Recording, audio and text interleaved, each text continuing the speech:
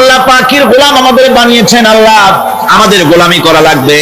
আর গোলামির নমুনা যাকাত দিয়া, হজ দিয়া, দান দিয়া, সদকা দিয়া, কোন জিনিস দিয়ে নামাজের মতো গোলামির উৎকৃষ্ট প্রমাণ বা নমুনা আর কিছুতে নাই। আমি যে গোলাম তার উৎকৃষ্ট প্রমাণ হচ্ছে নামাজ। নামাজই একটা মানুষ গোলামির অনুভূতিতে তাকে নিয়ে যায়।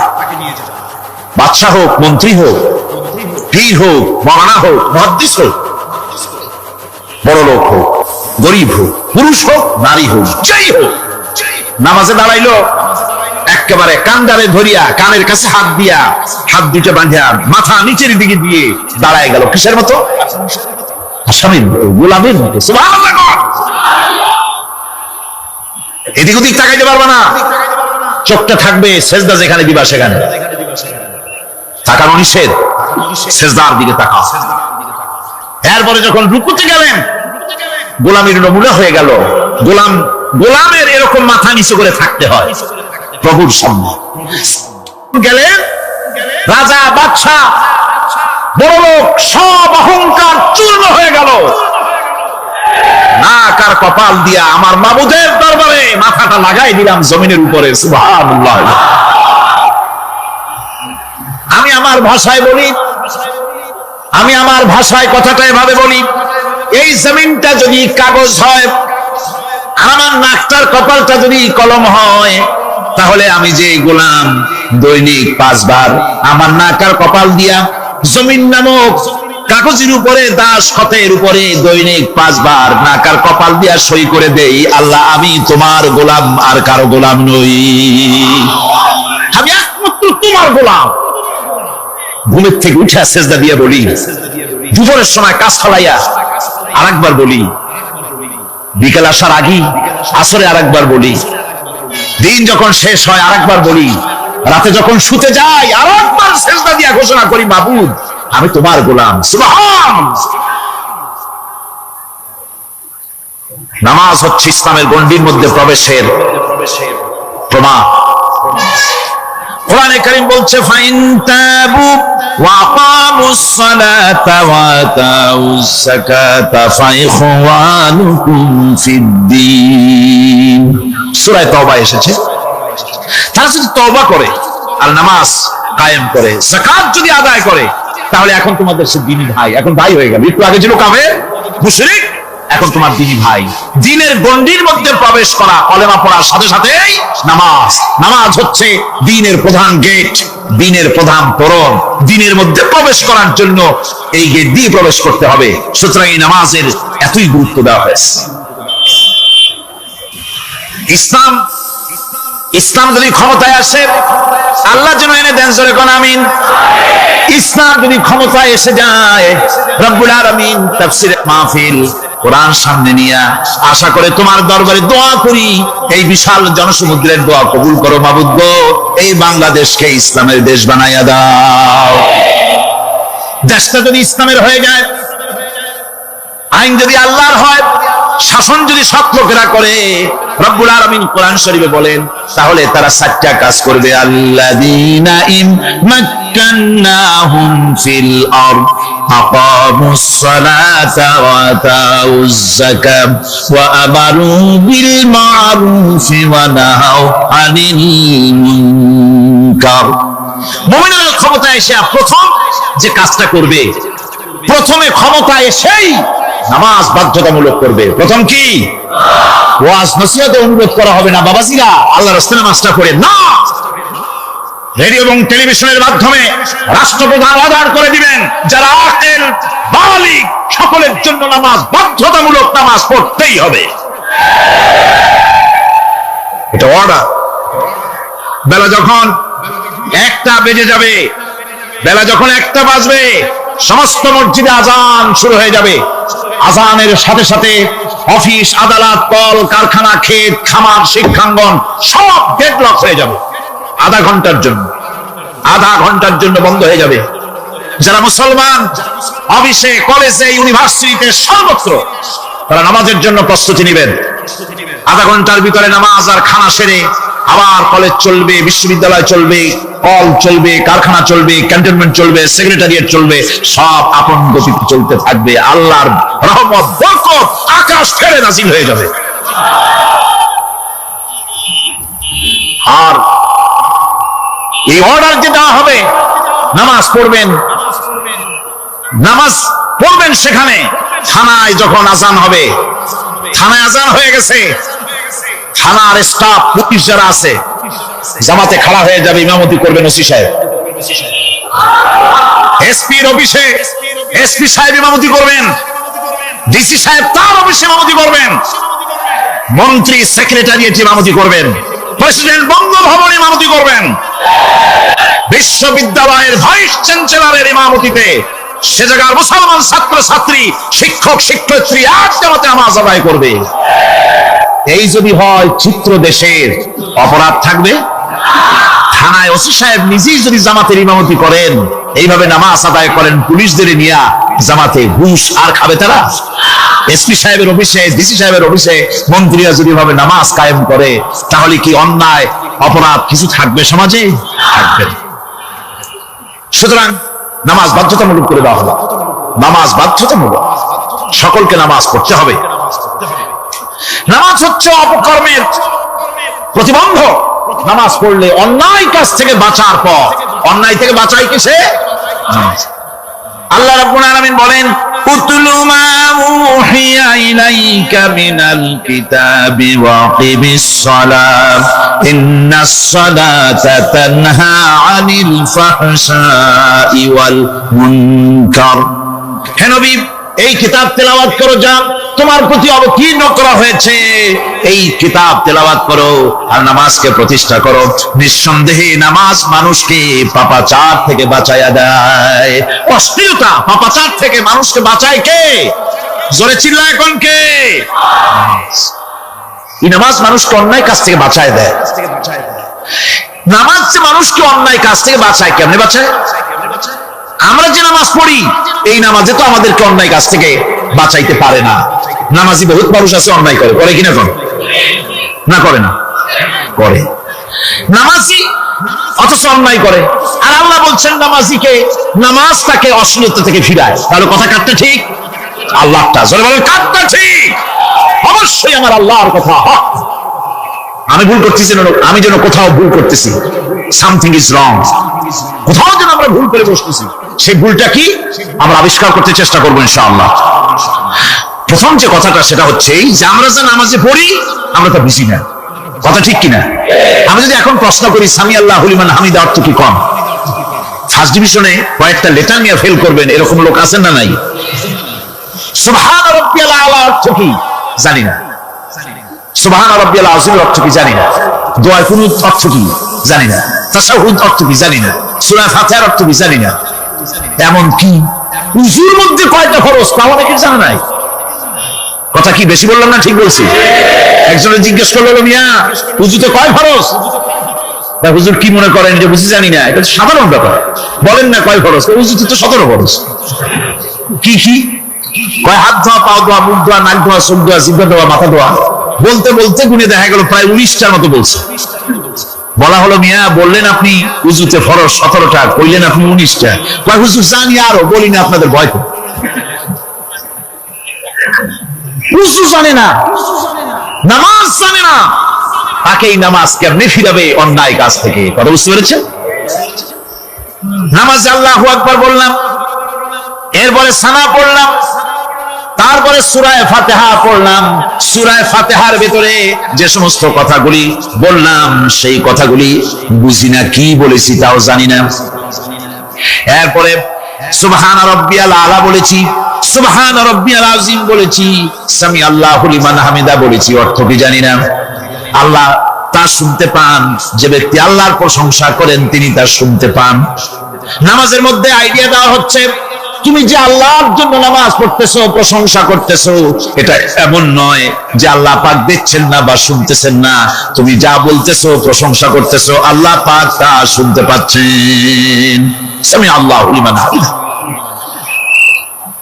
সুবহান রাব্বিয়াল আলা। আমি মহান সর্বশ্রেষ্ঠ আল্লাহ রাব্বুল আলামিনের পবিত্রতা ঘোষণা করছি, আমি তার প্রশংসা করছি। সূরা ফাতিহার কি আমরা বলি আপনারা ব্যাখ্যা দেখে বুঝে নিন, সেগুলি আমি এখানে বলে বাকি কথা সব শেষ করতে পারবো না। নামাজে কি পড়েন সেটা যদি জানতেন অবশ্যই আল্লাহ রাব্বুল আলামিনের কথা কার্যকরী হয়ে যেত। ইন্নাস সালাতা তানহা আনিল ফাহশাই ওয়াল মুনকার। নামাজ মানুষকে পাপের কাজ অশ্লীলতা থেকে ফিরাতে পারে। আল্লাহ ইন্না বসায়ছেন, নিশ্চয়ই বেশক অবশ্যই নামাজ পাপ থেকে ফিরাবে। কিন্তু কেমনে ফিরাবে নামাজ তো বুঝি না, নামাজ তো বুঝি না, খালি সেজদা দেয় জনমের মতো। আর সেজদা কি?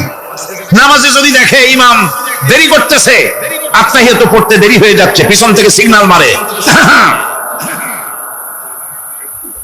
ঠিক কিনা? বেয়াদব, বেয়াদব। তোমার নামাজ, তোমার আত্মাহিত আগে শেষ হয়েছে, তাতে কি হয়েছে? চুপ করে বসে থাকো। ইমামকে কাশি দিয়া সতর্ক করার অধিকার তোমার নাই। যদি ইমামকে সতর্ক করার জন্য কাশি দিয়ে থাকো, তোমার নামাজ ফাসেদ হয়ে যাবে। এটা ফাজলামি করার জায়গা না, এটা নামাজ। এর নাম কি? ধীরে সুস্থে নামাজ পড়তে হবে। অনেকে মসজিদটারে মনে করে জেলখানা, ঢুকতে যত দেরি, বেরোতে পারলে যেন বাসে যান ছটফট করে। সিনেমার মধ্যে গিয়ে ঘন্টার পর ঘন্টা বসে থাকে, খারাপ লাগে না? মসজিদে কেরাত যদি একটু লম্বা পড়ে, পিছনে বসে খালি কি যে করে মনে মনে বলতে থাকে যে ইমাম এমন কাঁচা ছাড়া ছাড়ি না। আর গান যখন শোনে শুনতেই থাকে, কত মজা, ঘুমাসা, নাউযুবিল্লাহ। সুতরাং নামাজে কি বলেন সেটা আপনাকে বুঝতে হবে। সঠিকভাবে নামাজ পড়ার পরও যদি কোন মানুষের সঠিকভাবে, ভালো করে শোনেন, সঠিকভাবে নামাজ পড়ার পরেও যদি কোনো মানুষ পাপের থেকে না ফিরে, তাহলে বুঝতে হবে একথা, পানি আর সাবান দিয়া কাপড় ধুলে কাপড়ের ময়লা যাবে, কিন্তু পানি আর সাবান দিয়া কয়লা জনমের মতো ধুইলেও কয়লার ময়লা যাবে না। কথা বুঝে আসছে? এর থেকে আর উত্তম দৃষ্টান্ত আমার কাছে নাই। নামাজ পড়ার পরেও যদি চরিত্র ভালো না হয়, বুঝতে হবে নামাজ হচ্ছে না, কাঙ্ক্ষিত মানের নামাজ আদায় হচ্ছে না। আল্লাহর নবী বলেছেন, যার নামাজ পাপ কাজ হতে ফিরাতে পারলো না, তার নামাজ নামাজি নয়। আবার শুনুন, রাসূল বলছেন, যার নামাজ তাকে পাপের কাছ থেকে ফিরাতে পারলো না, তার নামাজ নামাজ নয়। ওইটা নামাজ হয় নাই, যার জন্য তার পাপ থেকে তারা ফিরাইতে পারছে না। আর কিয়ামতের দিন বেনামাজিরা সবচেয়ে বেশি অপমানিত হবে। সবচেয়ে বেশি অপমানিত হবে কারা? বেনামাজিরা। কিভাবে? يوم يكشف عن ساق ويدعون إلى السجود فلا يستطيعون। সেদিন কঠিন সময় আল্লাহ রাব্বুল আলামিন লোকদেরকে সিজদা করার জন্য বলবেন, কিন্তু যারা বেনামাজি ছিল দুনিয়ায়, তারা সিজদা দিতে পারবে না। বলেন নাউযুবিল্লাহ। অবস্থাটা কি হবে?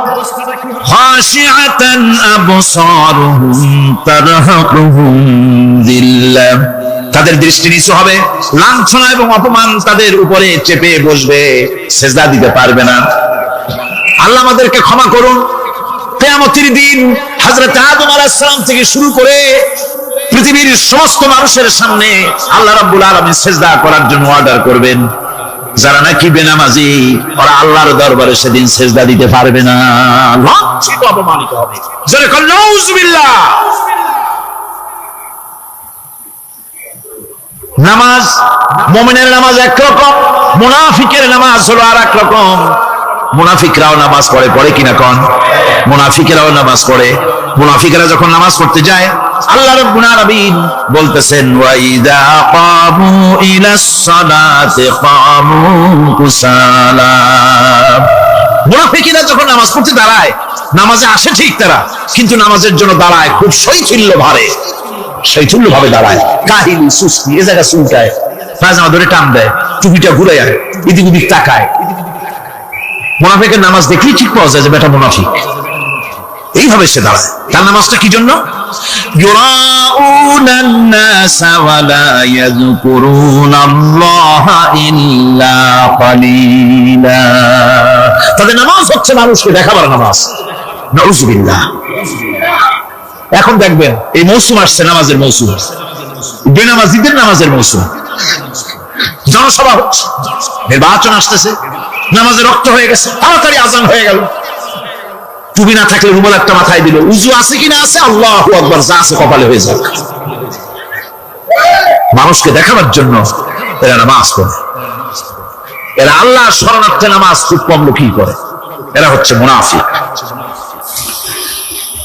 দুনিয়া এবং আখিরাতে কল্যাণের জন্য একমাত্র মাধ্যম হচ্ছে নামাজ। দুনিয়া যদি কল্যাণ চাই, আখিরাতেও যদি কল্যাণ চাই, তাহলে এর জন্য কি করতে হবে?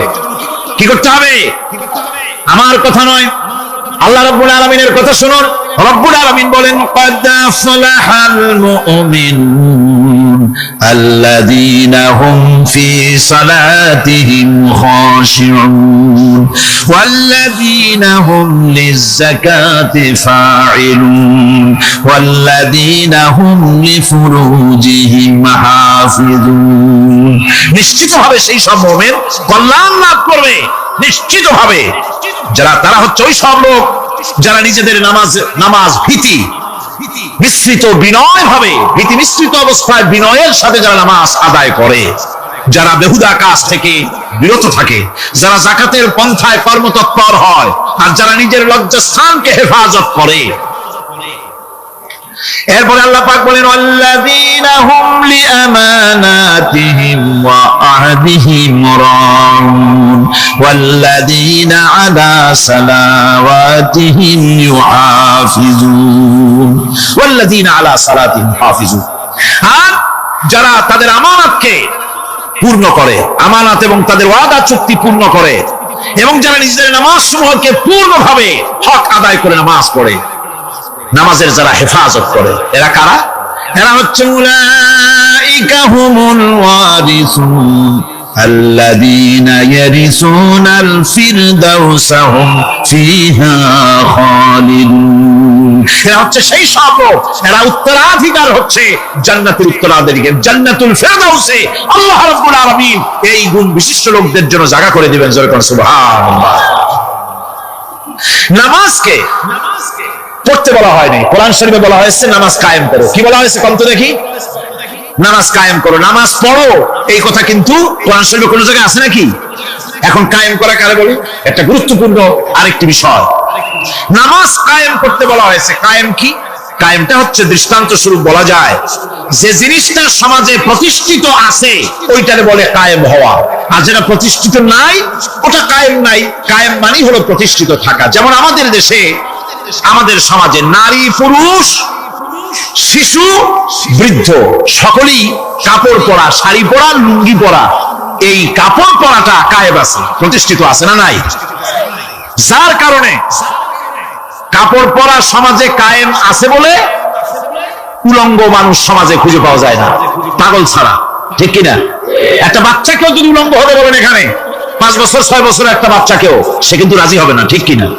যেহেতু কাপড় পরা সমাজে প্রতিষ্ঠিত আছে, সেহেতু উলঙ্গ মানুষ পাওয়া যায় না, কাপড় পরাটাই এখানে প্রতিষ্ঠিত।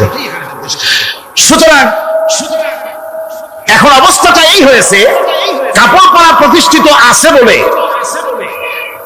কোন উলঙ্গ মানুষ এসে যদি এই মঞ্চে দাঁড়ায় আর বলে আমাকে একটু বক্তৃতা করতে দেন, আপনারা কি করবেন? মঞ্চে তো উঠতেই দিবেন না। উলঙ্গ মানুষ যদি কোনো চাকরি নিতে যায় ইন্টারভিউতে, তাকে লাইনে দাঁড়াইতে দেবে? দেবে না। এমনকি উলঙ্গ হয়ে যদি বাড়িতে প্রবেশ করে, তার বড় দূর দূর করে তাড়াই দেবে। ঠিক কিনা? যেহেতু সমাজের ভিতরে কাপড় প্রতিষ্ঠিত আছে, সেই জন্য এই উলঙ্গ মানুষ পাওয়া যায় না। অনুরূপ ভাবে নামাজ যদি প্রতিষ্ঠিত হতো সমাজের ভিতরে, তাহলে বেনামাজি খুঁজে পাওয়া যেত না। চাকরি করতে গেলে সেখানে নামাজ মানদণ্ড হয়ে যেত, নামাজ পড়ে কিনা তা দেখে নেওয়া হতো। বেনামাজি লোক পাওয়াই যেত না যদি প্রতিষ্ঠিত থাকতো। প্রথম প্রশ্নই হতো তুমি নামাজ পড়ো কিনা। ইলেকশনে যদি একজন উলঙ্গ মানুষ এসে দাঁড়ায়, ভাইরা এবার আমার বোতল মার্কা বাক্স, উলঙ্গ মানুষ এসে ভোটে দাঁড়াইছে, আপনারা ভোট দিবেন? দিবেন। ওইটা কাপড় প্রতিষ্ঠিত আছে বলে, লুঙ্গি প্রতিষ্ঠিত সমাজে আছে বলে উলঙ্গ মানুষকে আপনি ভোট দিবেন। নামাজ যদি প্রতিষ্ঠিত থাকতো সমাজে, বেনামাজি মানুষ যদি এসে মঞ্চে দাঁড়ায় যতই বলতো আমি ক্ষমতায় গেলে এই করব সেই করব, নামাজ প্রতিষ্ঠিত থাকলে পরে বেনামাজিরে কেউ ভোট দিত না। নামাজ যদি প্রতিষ্ঠিত থাকতো তাহলে অফিসের অফিসার তো দূরের কথা, বেনামাজি অফিসের ঝাড়ুদারের চাকরিও তার কিসমতে যুক্ত না, যদি নামাজ প্রতিষ্ঠিত থাকতো। এর নাম হলো নামাজ কায়েম হওয়া। নামাজ কায়েম থাকলে এই অবস্থার সৃষ্টি হতো। এই জন্য আল্লাহ পাক বলেছেন নামাজকে কায়েম করতে হবে। নামাজ হবে সব ভালো কাজের মানদণ্ড। সমস্ত ভালো কাজের মানদণ্ড কি? নামাজ। নামাজ আমাদেরকে বড় রকমের শিক্ষা দেয়। কি শিক্ষা দেয়? নামাজ আমাদের শিখায় ঐক্য আর ভ্রাতৃত্ব, ভ্রাতৃত্বের আর ঐক্যের শিক্ষা দেয়। এক নেতার আনুগত্য করা শিখায়। জামাত যত বড় হোক, ইমাম হবে কয়জন? একজন ইমাম হবে। আর এই ইমাম মানে কি? নেতা। ইমাম মানে কি? নেতা নির্বাচন শিখায় নামাজে। নেতা নির্বাচন কে শিখায়? নামাজ শিখায়। বোঝেন খুব ভালো করে। কিভাবে? মনে করুন চট্টগ্রাম শাহী মসজিদে ইমাম প্রয়োজন। এখন সেই ইমাম নেওয়ার জন্য ইন্টারভিউ কল করা হলো, বিজ্ঞাপন দেওয়া হলো পত্রিকায়। অনেক আলেম আসলেন। ইন্টারভিউ বোর্ডে যারা বসলেন তারা ইন্টারভিউটা কিভাবে নেবেন? যার মাথার চুল লম্বা বেশি তার ইমামতি দেওয়া হবে, যার লুঙ্গিটা পায়ের গিরার তলে তারে দেওয়া হবে, যার মোষটা মুখের মধ্যে গিয়া ঢুকছে, হাসি দিলে বুঝাই যায় না হাসে না কান্দে, তারে দিবে। দাড়িগুলা কামাইছে তারে দেবে। সিগারেট খায় বা অবশ্য চট্টগ্রাম আর সিলেটে সিগারেটের ফতোয়া ভিন্ন রকম। বরিশালে আমি যেখানে জন্মগ্রহণ করেছি, আমার এলাকায় কোন আলেম যদি সিগারেট খায়, মসজিদের ইমাম তো ভালো, মসজিদ ঝাড়ু দিতেও ঢুকতে দেবে না মসজিদে। এটা এই এলাকার এক রকমের কায়দা। আমি তার ব্যাপারে কথা নাইবে বললাম। তো আপনারা খুঁজে দেখবেন সে সিনেমা দেখে নাকি, মিথ্যা কথা বলে নাকি, বড় পর্দায় থাকে নাকি। এগুলি মাইক্রোস্কোপ যন্ত্র দিয়ে ইমামের মাথা থেকে পা পর্যন্ত দেখবেন কিনা কোন? আচ্ছা এবার কোন তো দেখি এই ইমাম সাহেব ইমামতি করবে কতজন লোকের? 500, 1000। শাহী মসজিদে ধরেন 5000 লোক হইল। 5000 লোক, 5000 লোকের ইমাম নির্বাচনের সময় পা থেকে শুরু করে মাথা পর্যন্ত দেখেন, এমনকি বউ পর্যন্ত। বৌমনি আনিয়ে দেখেন না, পর্দায় থাকে কিনা এইটা আপনারা দেখেন, ঠিক কিনা? এই খবরটা নেন। 5000 লোকের একটা ইমাম বানাতে গিয়ে মাইক্রোস্কোপ যন্ত্র দিয়ে দেখেন মোষ কেমন, দাড়ি কেমন, চুল কেমন, পাও কেমন, হাত কেমন, হাতে নখ লম্বা কিনা, দাঁতে ছাতা কিনা, বউ পর্দায় থাকে কিনা, মিথ্যা কথা কয় কিনা, এত দেখেন।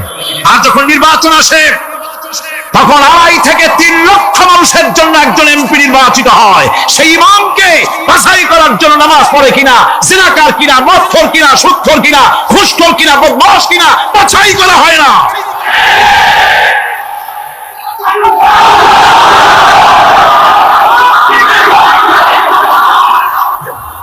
নামাজ আমাদেরকে এটা শিখায়। ইমামকে আপনি বানাইতে হবে, কন সুবহানাল্লাহ। নামাজ ঐক্য শিখায়, নামাজ ভ্রাতৃত্ব শিখায়, নামাজ পারস্পরিক মহব্বত শিখায়, নামাজ নেতা কেমন হওয়া উচিত, নেতা নির্বাচন শিখায়। আবার নেতা ভুল করলে তার ভুল বলা যাবে না, এরকম হতে পারবে না। নামাজের ভিতরে ইমাম যদি ভুল করলে আপনি লোকমা দিবেন, সুবহানাল্লাহ, আল্লাহু আকবার বলবেন। যদি তিনি সংশোধন না হলেন আবার দেন, তাতেও সংশোধন হলো না আবার দেন। 3 বার লোকমা দেওয়ার পর যদি ভুল সংশোধন না করে নামাজ ছেড়ে দেন, ইমামকে বের করে দেন, নতুন ইমাম নিয়োগ করেন।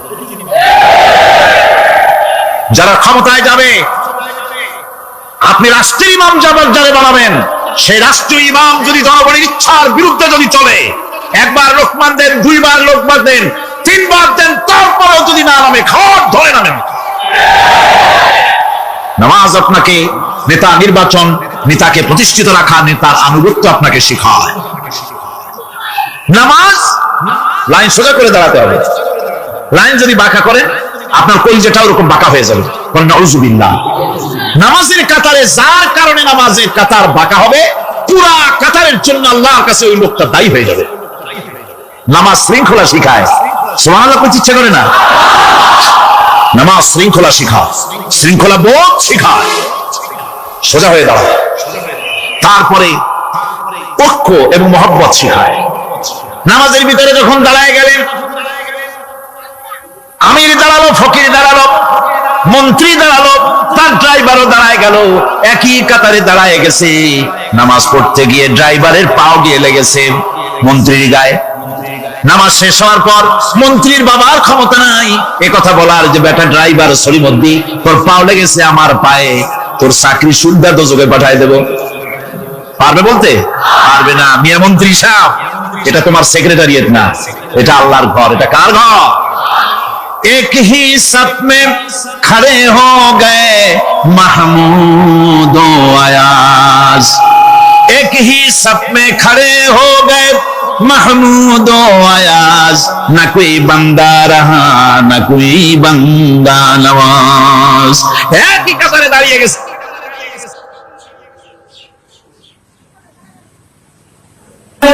কোরআনে কারীমের মধ্যে আল্লাহ পাক এই পৃথিবীর মুখে যারা আরামের টাটকা সুখগুলি আরামগুলি যারা বর্জন করে আল্লাহ রাব্বুল আলামিনকে বিশ্বাস করে যারা জীবন পরিচালনা করেছে, আল্লাহ পাক তাদের জন্য জান্নাত রেখেছেন এবং তাদের জন্য বলছেন সাবিকু ইলা মাগফিরাতিন মির রাব্বিকুম ওয়া জান্নাতিন আরদুহা কা'আরদিস সামাই ওয়াল আরদ উইদ্দাত লিল্লাযীনা আমানু বিল্লাহি ওয়া রাসূলিহি।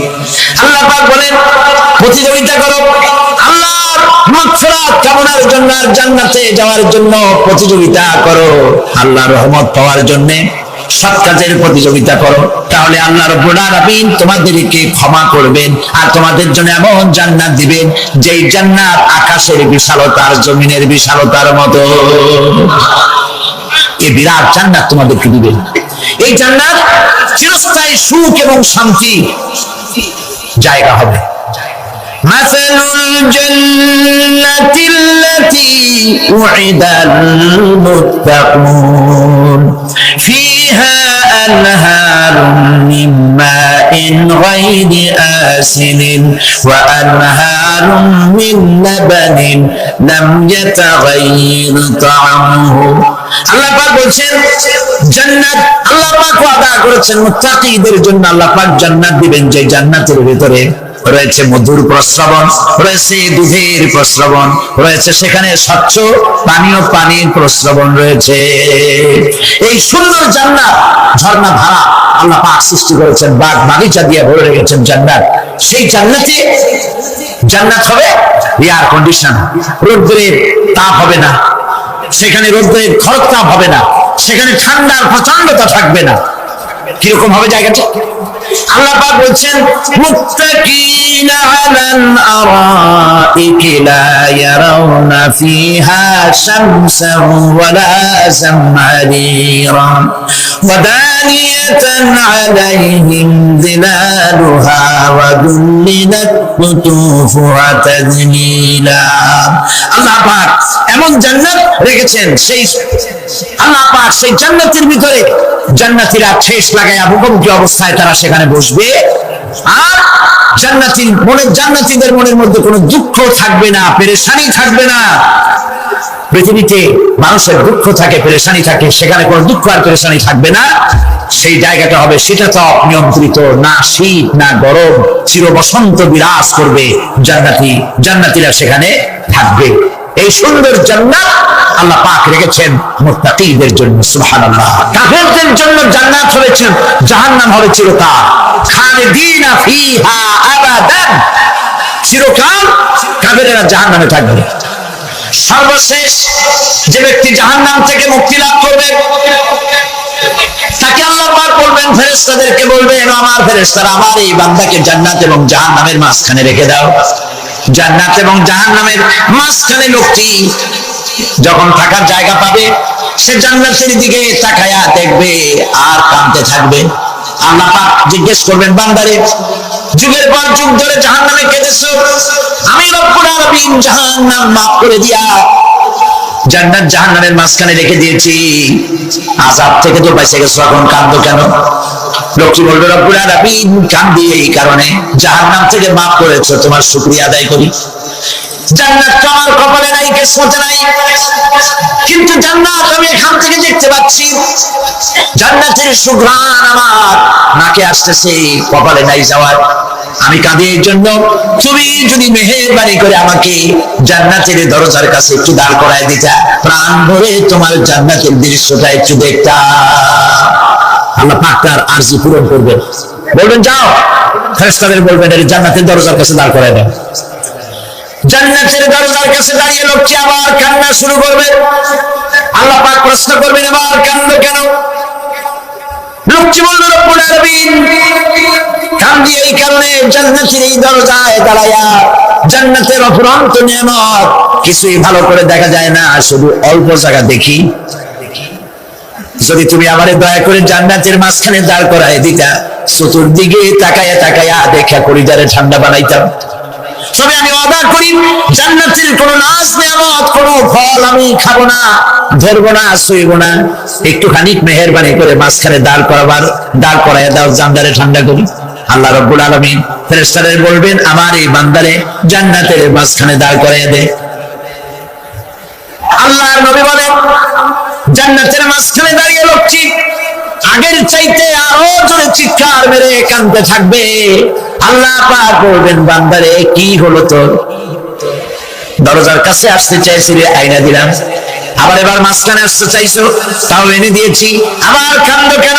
লোকটি বলবে রব্বুল আলামিন এবার কান্দি এই জন্যে, তুমি যখন দয়া করে একটিবার জান্নাতের মাঝখানে এনে আমাকে দাঁড় করায় দিয়েছো, তুমি রহমান রহিম গফুরুর রহিম, এই জান্নাত থেকে আবার আর বাইর করে দিও না।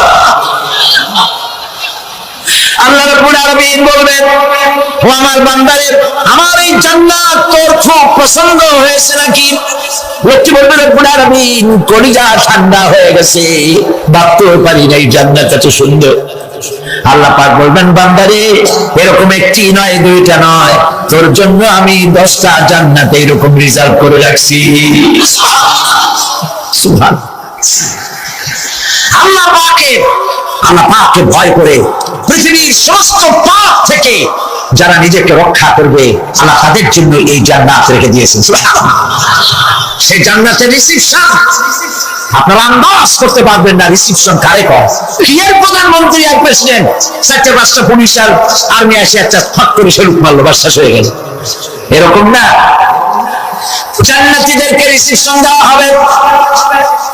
জান্নাতীরা যখন আল্লাহর হুকুমে জান্নাতের দিকে যেতে লাগবে, আর যখন জান্নাতের কাছে চলে যাবে, আল্লাহ রাব্বুল আলামিন শোনায় দিচ্ছেন হাত্তা ইযা জাউহা ফুতিহাত আবওয়াবুহা ওয়া ক্বালা লাহুম খাযানাতুহা সালামুন আলাইকুম তিবতুম ফাদখুলুহা খালিদিন। সুবহানাল্লাহ। জান্নাতীরা যখন জান্নাতে প্রবেশ করার দরজার মুখোমুখি হবে, দ্বার রক্ষীগণ তখন বলবে সালামুন আলাইকুম, আল্লাহর শান্তি তোমাদের উপরে বর্ষিত হোক। সুবহানাল্লাহ।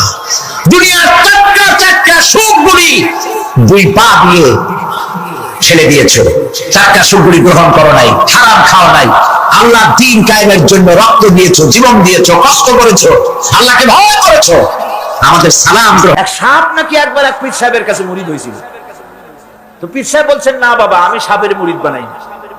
কয় যে না হুজুর বহুত আশা করে আসছি, গল্প তো বহুত আশা করে আসছি আমার মুরিদ বানান। আচ্ছা ঠিক আছে, তবে তোমাকে একটা কাজ করতে হবে। কি কাজ? জিকির আজকার এভাবে করবা কিন্তু কাউরে দংশন করতে পারবা। হুজুর মেনে নিলাম। সে করছে কি, ময়দানের ভিতরে গিয়ে কাইত হয়ে ধানের জমিন প্যাডি লাইন, সেখানে কাঠ হয়ে পড়ে জিকির আজকার করতেছে। রাখাল ধান কাটছে, সন্ধ্যার পর এই ধানগুলি বান্ডে নেবে কি দিয়া দড়ি নেই, খুঁজতে খুঁজতে দেখে লম্বা একটা দড়ি, ওইটা যে সাপ সে তো বোঝে না, সে ওইটারে ধরিয়া এরপরে ধানের আটি বাঁধতেছে। সাপে তো খুব মহড়া, সাপ তোর যেই সেই সাপ না, মারাত্মক সাপ। সাপ বলতেছে আরে বাবা তুই আমারে দড়ি মনে করলি, আমি তোর কেমন দড়ি, মুরিদ না হইলে চার পাওয়া দিতাম। বান্দার কারণে সাপের ঘাড়ে মুচকে গেছে, ঘাড়ে খুব ব্যথা লাগছে। বাড়ি নিয়ে যখন দড়িটারে ফালাই দিছে, মাথা কোন রকম কাজ করিয়া বহু কষ্ট করে পীর সাহেবের বাড়ি গিয়ে হাজির। বলছে, হুজুর কি যে জিকির শিখাইলেন, আমার তো ঘাড় মুচকে গেছে। আশ্চর্য কথা, জিকির আজকালে মানুষের মানে কি কারো ঘাড় তো মস্কাবার কথা না, তোমার ঘাড় মস্কাইল কেন? পুরা ঘটনা সে শুনাইল। আচ্ছা, তা তুমি কিছু করলা না? কয়, হুজুর আপনি তো নিষেধ করেছেন দংশন করতে। পীর সাহেব বলছেন, বেটা বেকুব, আমি তোমারে দংশন করতে নিষেধ করেছি, ফস করতে তো নিষেধ করি নাই। যখন তোমারে দড়ি মনে করিয়া হাত গায়ে হাত দিছিল, শুধু ফস করে উঠতে 3 লাখ দিয়া বর্ডার পার হয়ে দিল্লি চলে যেত। তুমি ফস করে উঠলা না কেন? সুতরাং ধৈর্যের অর্থ এটা নয় যে আপনারে পাড়াইতে থাকবে, থাপড়াইতে থাকবে, আর আপনি কবেন যে আল্লাহ আমি ধৈর্য ধরতেছি, ইন্নাল্লাহ মা'আস সাবিরিন। এটার নাম ধৈর্য না। ধৈর্য হচ্ছে ওভারকাম করতে হবে, পরিস্থিতির মোকাবেলা করতে হবে অত্যন্ত সহিষ্ণুতার সাথে, বুদ্ধিমত্তার সাথে, দৃঢ়তার সাথে, অবিচলতার সাথে। এটার নাম হচ্ছে সবর। আল্লাহ রাব্বুল আলামিন হযরত আইয়ুব আলাইহিস সালামকে ক্ষমা করে দিলেন, মাফ করে দিলেন, রোগ শেফা করে দিলেন। অধৈর্য তিনি হন নাই, ধৈর্য ধারণ করেছিলেন। হযরতে ইউসুফ আলাইহিস সালাম, হযরতে ইয়াকুব আলাইহিস সালামের চোখের থেকে তাকে সরায় দেওয়া হলো। এত বড় বিরাট বিপদ, সেই বিপদেও তিনি ধৈর্য ধারণ করেছেন।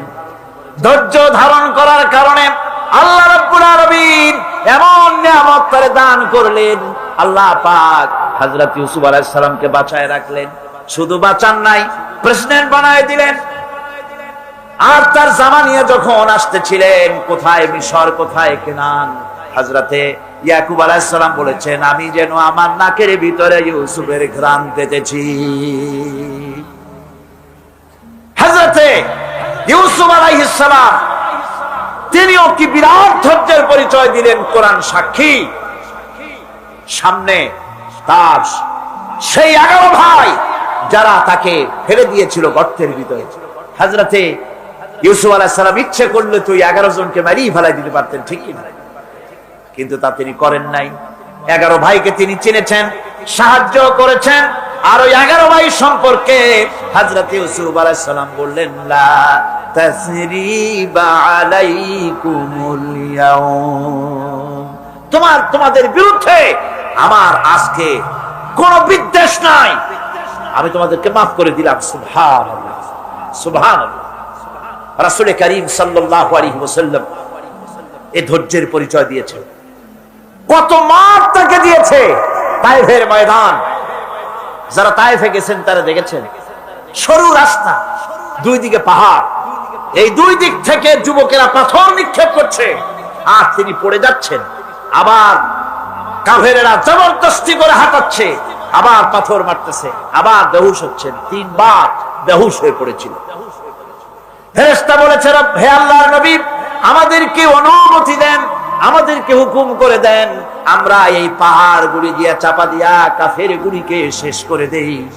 নবীজি তখন বলেছেন, আমি যদি তোমাদেরকে হুকুম করি আর আমার হুকুম মতো যদি সমস্ত কাফেরদেরকে পাহাড় চাপা দিয়া সব যদি মেরে ফেলে দাও, তাহলে একটা কাফের যদি না বাঁচে, কার কানে পৌঁছাবো? লা ইলাহা ইল্লাল্লাহু মুহাম্মাদুর রাসূলুল্লাহ।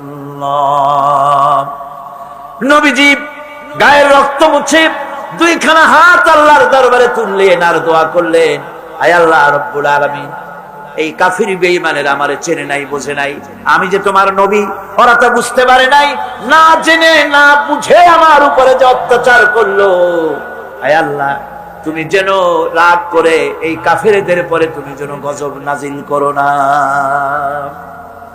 ধৈর্যের চূড়ান্ত নমুনা দেখিয়েছেন বিশ্বনবী মুহাম্মদ রাসূলুল্লাহ সাল্লাল্লাহু আলাইহি ওয়াসাল্লাম। উহুদের, বুখারী শরীফের কিতাবুল মাগাজির মধ্যে আছে, উহুদে চতুর্দিক থেকে রাসূল করিম সাল্লাল্লাহু আলাইহি ওয়াসাল্লামকে ঘেরাও করা হয়েছে। হুজুরকে পাহারা দিতে দাঁড়িয়েছেন সাহাবায়ে কেরাম। বুক দিয়ে রাসূলের দিকে ফেরা, পিঠ পিছনে ফেরানো আছে। কাফেরেরা তীর নিক্ষেপ করছে, এই তীরগুলি এসে হুজুরের সাহাবীদের পিঠের মধ্যে ঢুকছে। হাদিস শরীফের ভিতরে এসেছে রাসূলকে হেফাজত করার জন্য যত তীর মারা হলো, সাহাবীরা তীরগুলি পিঠে ধারণ করলেন। একা হযরত তালহার পিঠে 80টা তীর প্রবেশ করেছিল। রাসূলুল্লাহর দান্দার মোবারক শহীদ হয়ে গেল, হুজুর পড়ে গেলেন। হযরতে ফাতেমা রাদিয়াল্লাহু তাআলা না ছুটে এসে হুজুরের রক্ত বন্ধ করার জন্য চেষ্টা চালাতে লাগলেন, রক্ত বন্ধ হয় না। হযরতে আবু উবাইদা রাদিয়াল্লাহু তাআলা আনহু হুজুরের মস্তকের ভিতর থেকে লোহার কড়া দাঁত দিয়া কামড়াইয়া বহু কষ্ট করে উঠালেন। কপাল দিয়া রক্ত পড়ে, মুখ দিয়া রক্ত পড়ে, দুই হাত দিয়া রাসূল চেহারা বুঝে এনে হাতে দেখেন রক্ত। আল্লাহর নবী বলেন, এই জাতির কল্যাণ কি করে হবে যেই জাতি তার নবীর চেহারা রক্ত দিয়া লাল বানাইয়া দিল। মদিনায় সারা পড়ে গেল, নবী নাই, নবী শহীদ হয়ে গিয়েছেন। চতুর্দিক থেকে লোকেরা দৌড় আরম্ভ করলো, একজন মেয়ে লোক দৌড়ায়। সাহাবীরা জিজ্ঞাসা করেন, কোথায় যাও? মেয়ে লোকটি বলতেছেন, উহুদের দিকে যাই। বলে যাই কোনো লাভ নাই, উহুদে যে যেতেছো যে কোনো লাভ নাই, যেহেতু তোমার যে দুটি ছেলে ছিল, ছেলে দুটি শহীদ হয়ে গিয়েছে। মেয়ে লোকটি বলছে, কে শহীদ হয়েছে শুনতে চাই না, আল্লাহর নবী কেমন আছেন সেটা জানাও। মেয়ে লোকটি বহু কষ্ট করে উহুদের ময়দানে আল্লাহর নবীর খেদমতে হাজির হয়ে নবীজিকে জীবিত অবস্থায় দেখে তিনি বলছিলেন, হে রাসূল, আমার দুইটা কলিজার টুকরা সন্তান দুনিয়া থেকে বিদায় হয়ে গেছে, আমার মনে কোনো কষ্ট লাগে নাই। হুজুর আপনি বেঁচে আছেন, এটাই উম্মতের বড় সান্ত্বনা। ভাইরা আমার, এই হাজারো বিপদ, হাজারো মুসিবতের ভিতরে ধৈর্য ধারণ করেছেন আল্লাহর নবীরা, ধৈর্য ধারণ করেছেন। ধৈর্য হচ্ছে সবচাইতে বড় কোয়ালিটি। ওয়াতাওয়াসাউ বিল হাক্কি ওয়াতাওয়াসাউ বিস-সাবর। সবর ইখতিয়ার করলে পরে দুনিয়া আল্লাহ শান্তি দিবেন, আখিরাতেও শান্তি দিবেন। আজ আমার দেশে যত সবচাইতে বেশি যে জিনিসের অভাব, তার নাম হলো সবর। কিসের অভাব? সবরের অভাব। তোমরা কি মনে করেছো যে বেহেশতে চলে যাবে? অথচ এখনো দেখা হয় নাই যে তোমাদের মধ্যে কে সবর অবলম্বনকারী, জিহাদের ময়দানে কে জিহাদ করতে এবং সবর ইখতিয়ার করতে কে তোমাদের মধ্যে পারদর্শী, অথবা এই পরীক্ষায় কে কামিয়াব হবে, এটা এখনই দেখা হয় নাই। আর এমনি তোমরা জান্নাতে চলে যাবে? জান্নাতে যাওয়া তো সহজ নয়। আল্লাহ পাক পরীক্ষা নেবেন, সেই পরীক্ষায় কামিয়াব হতে হবে। আর আল্লাহ পাক বলেছেন, অবশ্যই সবরের পরীক্ষা নেব। وَلَنَبْلُوَنَّكُمْ حَتَّى نَعْلَمَ الْمُجَاهِدِينَ مِنْكُمْ وَالصَّابِرِينَ وَنَبْلُوَ أَخْبَارَكُمْ। অবশ্যই আমি তোমাদেরকে পরীক্ষা করব, আর এই পরীক্ষার ভিতরে সত্যিকারের মুজাহিদ যারা, তারাই দৃঢ়, যারা নাকি দৃঢ়তা অবলম্বন করবে, সবর ইখতিয়ার করবে, আল্লাহ রব্বুল আলামিন পরীক্ষায় তাদেরকে কামিয়াব করবেন। এই সবর এক মহা সম্পদ। সবর ইখতিয়ার করতে হবে মুসলমানদেরকে। জান্নাতের ভিতরেও আল্লাহ পাক যারা সবর করবে তাদের জন্য বিরাট নিয়ামত আল্লাহ পাক জান্নাতে দান করবেন। জান্নাতে যাওয়ার জন্য সবর একটা মহাগুণ। এই গুণ মুসলমানদের ভিতরে থাকতে হবে।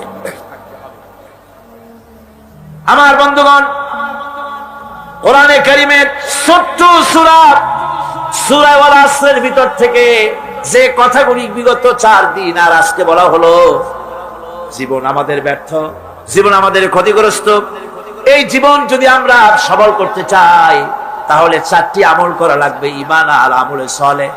আর আমাদের করা লাগবে আমলে সালেহের সাথে হকের দাওয়াত আর সবর ইখতিয়ার করতে হবে। এই সবর যদি করতে পারি, জিহাদের ময়দানে লোক যদি কম হয়, বেশি সংখ্যকের উপরে আল্লাহ পাক আমাদেরকে জয়ী করে দিবেন। ইয়াকুম মিনকুম 20 সাবিরুনা ইয়াগলিবু মিআতাইন। তোমাদের মধ্যে যদি 20 জন লোক যদি তোমাদের মধ্যে সাবের হয়, ধৈর্যশীল হয়, তাহলে 200 লোকের উপরে আমি আল্লাহ রব্বুল আলামিন তোমাদেরকে জয়যুক্ত করে দেব। জোরে কোন সুবহানাল্লাহ। 20 জন যদি হয়, 200-র উপরে আমি তোমাদেরকে জয়যুক্ত করে দেব।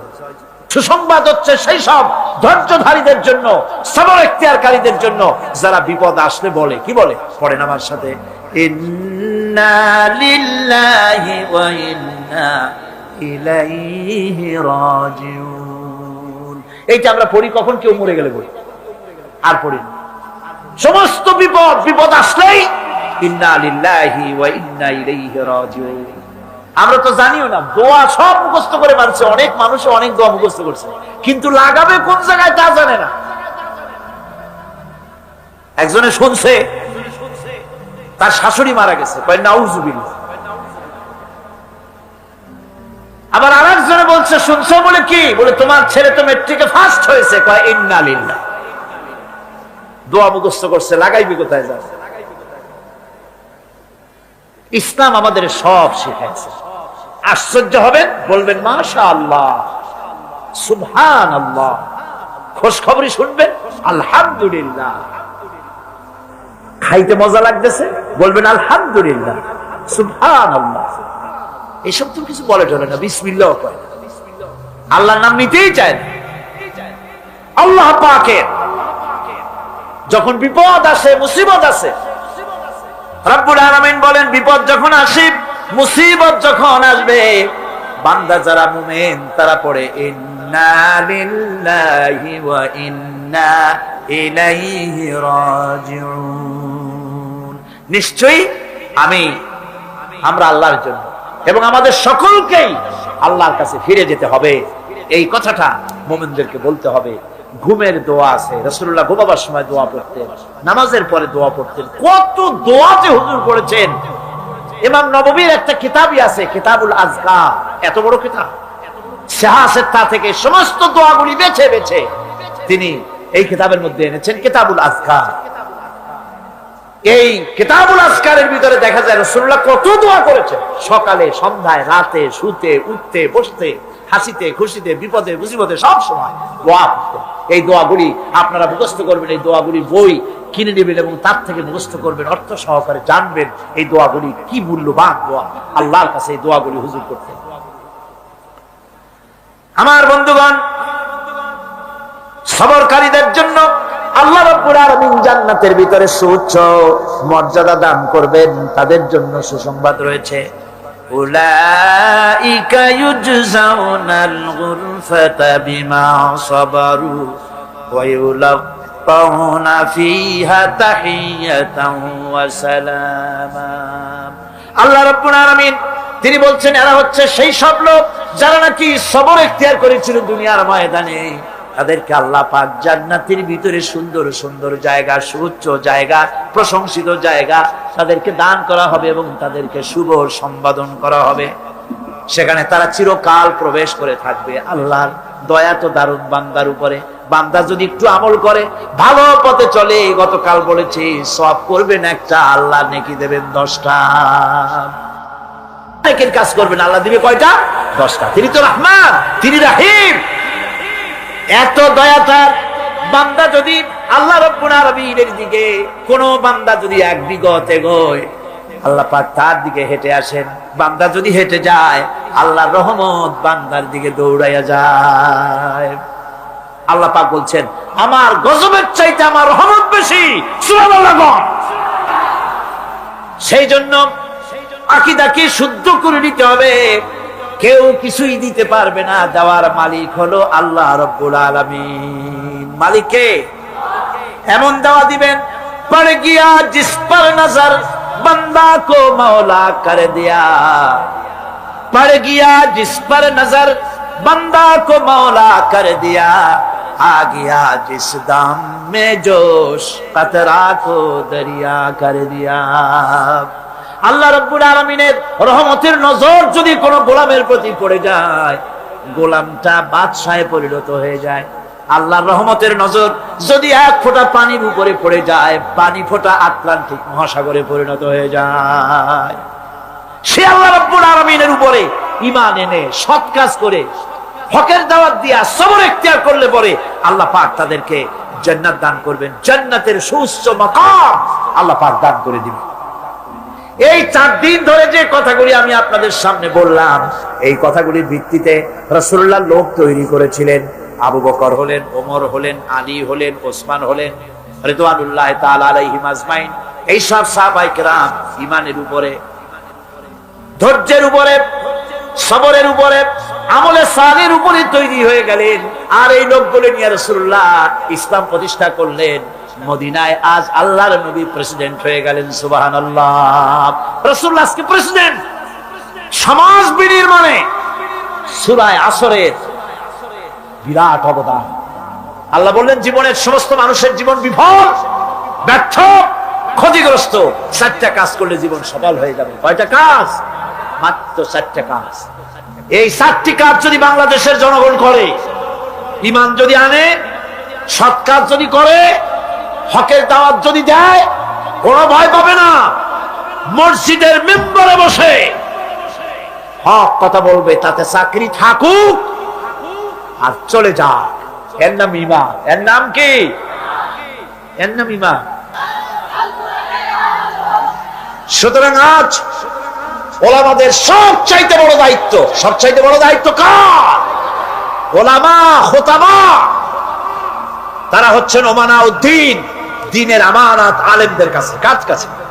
ওলামাদের কাছে দ্বীনের দায়িত্ব। মাহফিলের ভেতরে, মসজিদের মেম্বারে দাঁড়িয়ে হক কথা বলতে হবে, নাহকের বিরুদ্ধে কথা বলতে হবে। চাকরি থাক আর যাক, কোনো পরোয়া করি না। রুজির মালিক আল্লাহ। রুজির মালিক কে? জোরে চিল্লায় কোন কে? আল্লাহ রাব্বুল আলামিন বলেছেন, ওয়া মা মিন দাব্বাতিন ফিল আরদি ইল্লা আলাল্লাহি রিজকুহা। এই পৃথিবীর বুকে এমন কোন বিচরণশীল জীব নাই যে জীবের রিজকের দায়িত্ব আমি আল্লাহ আমার নিজ হাতে গ্রহণ করি নাই। বেটা রিজিকের মালিক আমি, তুমি সুসু করো কেন? তোমারও তো ভয় কেন? হক কথা বলতে হবে। হক কথা যদি সাহাবায়ে কেরাম না বলতেন, তাহলে মক্কা ইসলাম শেষ হয়ে যেত, মদিনা পর্যন্ত আসতে পারতো না। ঠিক কি না? আমাদের শানদার মাঝি ওলামায়ে কেরামদের রয়েছে শানদার মাঝি, অর্থাৎ উজ্জ্বল অতীত, উজ্জ্বল অতীত। বন্ধুগণ, আমি বাংলাদেশের সমস্ত ওলামায়ে কেরাম, মাশায়েখে এজাম সকলকে বিনীতভাবে অনুরোধ করি, ওলামা, মাশায়েখ, ইসলামী দলগুলি যদি এক হয়ে যায়, এই দেশে ইসলাম কায়েম করা কোনো কঠিন বিষয় নয়। আমার এই কথা কি ঠিক? ওলামারা এক হইলে, পীর সাহেবরা, ইসলামী দলগুলি এক হলে ইসলাম যে কায়েম হয়ে যাবে, এ কথা আমাদের শত্রুরা বোঝে নাকি বোঝে না? বোঝে কি না? বোঝে বলেই এক হতে দেয় না। আপনারা যেন অন্যদের শিকার হবেন না, ম্যাক্সিমাম স্যাক্রিফাইস করতে আমরা যেন পারি। সমস্ত টুপি আমরাই 5 কোটি বানাইতে পারবো না, সম্ভব? সব টুপিগুলি গোল বানাইতে পারবো না, সব টুপিগুলি কিস্তি বানাতে পারবো না। জামায়, টুপিতে, বিভিন্ন ব্যাপারে কিছুটা ব্যতিক্রম তো থাকবেই, অতীতেও ছিল, এখনো আছে। সুতরাং এইগুলিকে আল ইত্তেহাদ মাল ইখতিলাফ, ছোটখাটো মতভেদ ভুলে গিয়ে ঐক্যের প্ল্যাটফর্মে আসতে পারলে এদেশে ইসলাম কায়েম হওয়ার সম্ভাবনা 100-তে 100 ভাগ। শুনলেন না বিদেশি বক্তারা কি বক্তৃতা করলেন? জীবনেও এত বড় কোরআনের মাহফিল চোখে দেখেনি। সুবহানাল্লাহ, সুবহানাল্লাহ। সেই বাংলাদেশে যদি কোরআনের শাসন কায়েম না হয়, তাহলে আমি একটা মারাত্মক বড় কথা বলবো। এই দেশে যদি ইসলাম কায়েম না হয়, সাধারণ জনগণ দায়ী হবে না। কিয়ামতে আমি আশঙ্কা করি আলেম ওলামা, পীর বুজুর্গ, ইসলামী দলগুলি দায়ী হয়ে যাওয়ার সম্ভাবনা বেশি। আল্লাহ যেন দয়া করে সব ওলামাদেরকে, পীর সাহেবদেরকে বুকে বুকে মেলার তৌফিক দান করে দেয়। আল্লাহ যেন আমাদের মধ্যে পারস্পরিক মহব্বতকে বৃদ্ধি করে দেন। আওলাদ রাসূল আমার থেকেও সুন্দর করে বলেছেন, আলিয়ায় পড়লে চোখে দেখতে পারে না, তার ইলম সব কুছ খা লিয়া। আর দেওবন্দীদেরকে এইভাবে উনি একটা বলেছেন। তো এইভাবে করে একদল আরেক দলকে দেখতে পারবো না, এক পীর আরেক পীরকে সহ্য করতে পারবো না। এটাই আমাদের পতনের কারণ। আল্লাহ যেন আমাদের সকলকে এক প্ল্যাটফর্মে বসার, একজন আরেকজনকে চুমা খাওয়ার, বুকের সাথে লাগাবার তৌফিক আল্লাহ যেন দিয়ে দেয়। সকলে কোন আমিন। বন্ধুগণ, ওলামাদের ব্যাপারে আমি খুব আশাবাদী। আমি এখন অত্যন্ত আশাবাদী বাংলাদেশে ইসলাম কায়েম হবে ইনশাআল্লাহ, ইনশাআল্লাহ। কারণ আমরা আমাদেরকে দাবায় রাখতে পারবে না কেউ।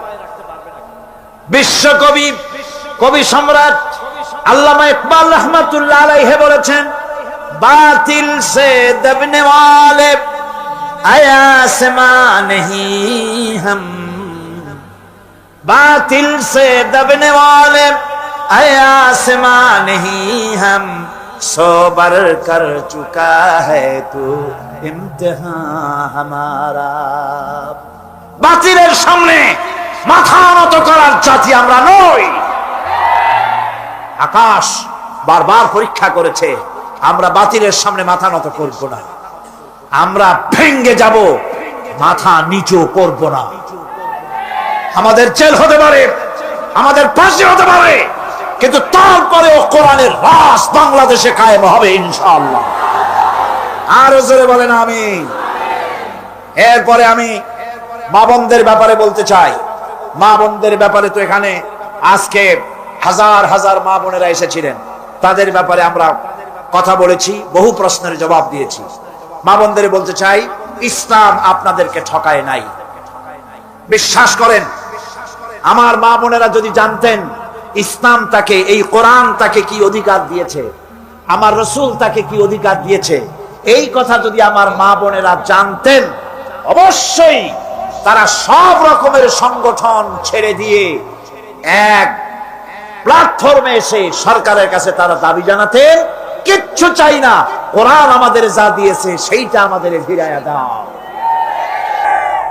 মা বোনেরা সেই আন্দোলন করুন, আপনাদের ইজ্জত বাঁচবে, সম্ভ্রম বাঁচবে, সতীত্ব বাঁচবে, দেশ বাঁচবে, জাহান্নাম থেকে কিয়ামতে বেঁচে যাবেন যদি কোরআনের পক্ষে আপনারা কাজ করতে পারেন।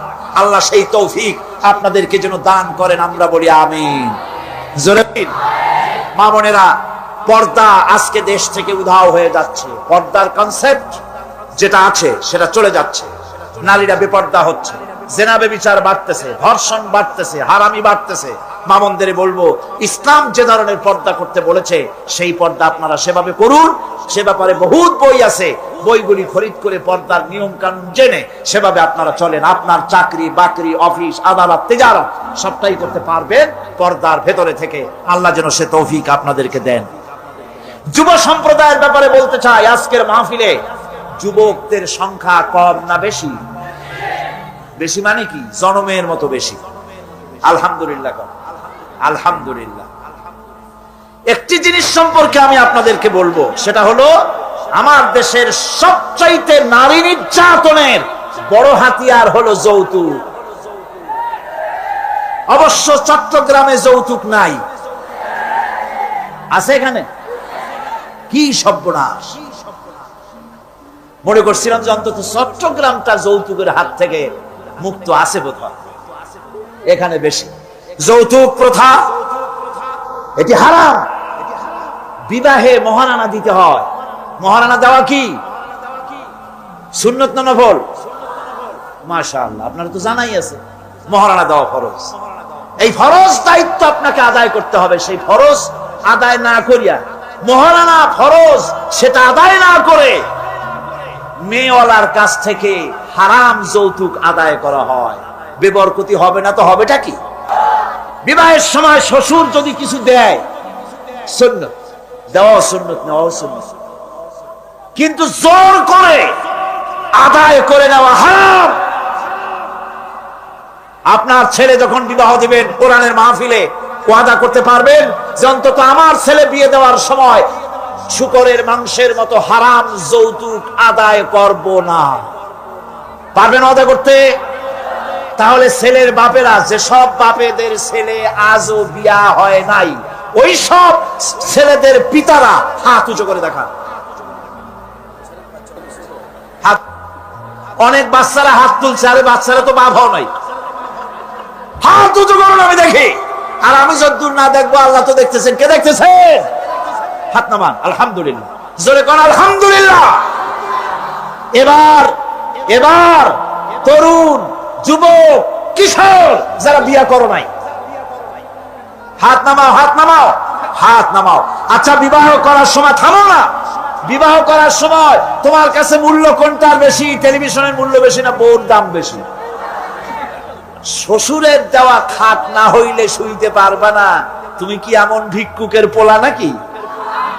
শ্বশুরের পালঙ্ক দিতে হবে, শ্বশুরের টেলিভিশন দিতে হবে, শ্বশুর সোনা দানা দিয়ে দেবে। তুমি কি ভিক্ষুকের বাচ্চা? তুমি পুরুষ। তোমার আত্মমর্যাদা, পার্সোনালিটি, শাখসিয়ত, ব্যক্তিত্ব থাকতে হবে। মেয়ে লোকের বাপের কাছ থেকে তুমি অর্থ নিবে কেন? সে যদি কিছু দেয় আলহামদুলিল্লাহ, না দেয় আলহামদুলিল্লাহ। বউকে গালি দিতে পারবে না। বউকে, বউয়ের মাকে, তার বাবাকে কখনো খোঁটা দেওয়া যাবে না। বিনা যৌতুকে বিবাহ করবে যারা, সেই সব অবিবাহিত যুবকের আবার হাত উঁচু করে দেখো, হাত উঁচু করে রাখো, আমি দেখি। দাঁড়াবে না, বসো। খালি হাত, খালি হাত। এই মেয়ে বসো। এর দ্বারা বোঝা গেল কি জানেন? বোঝা গেল মাহফিলে যারা এসেছে তার 90% মতো যুবক, তারুণ্যের শক্তিতে উদ্বেল যুবকেরা মাহফিলে এসেছে। যে দেশের তরুণেরা, যুবকেরা কোরআন শুনতে আসে, সে দেশের কোরআনের আইন বন্ধ করার ক্ষমতা কারো নয়।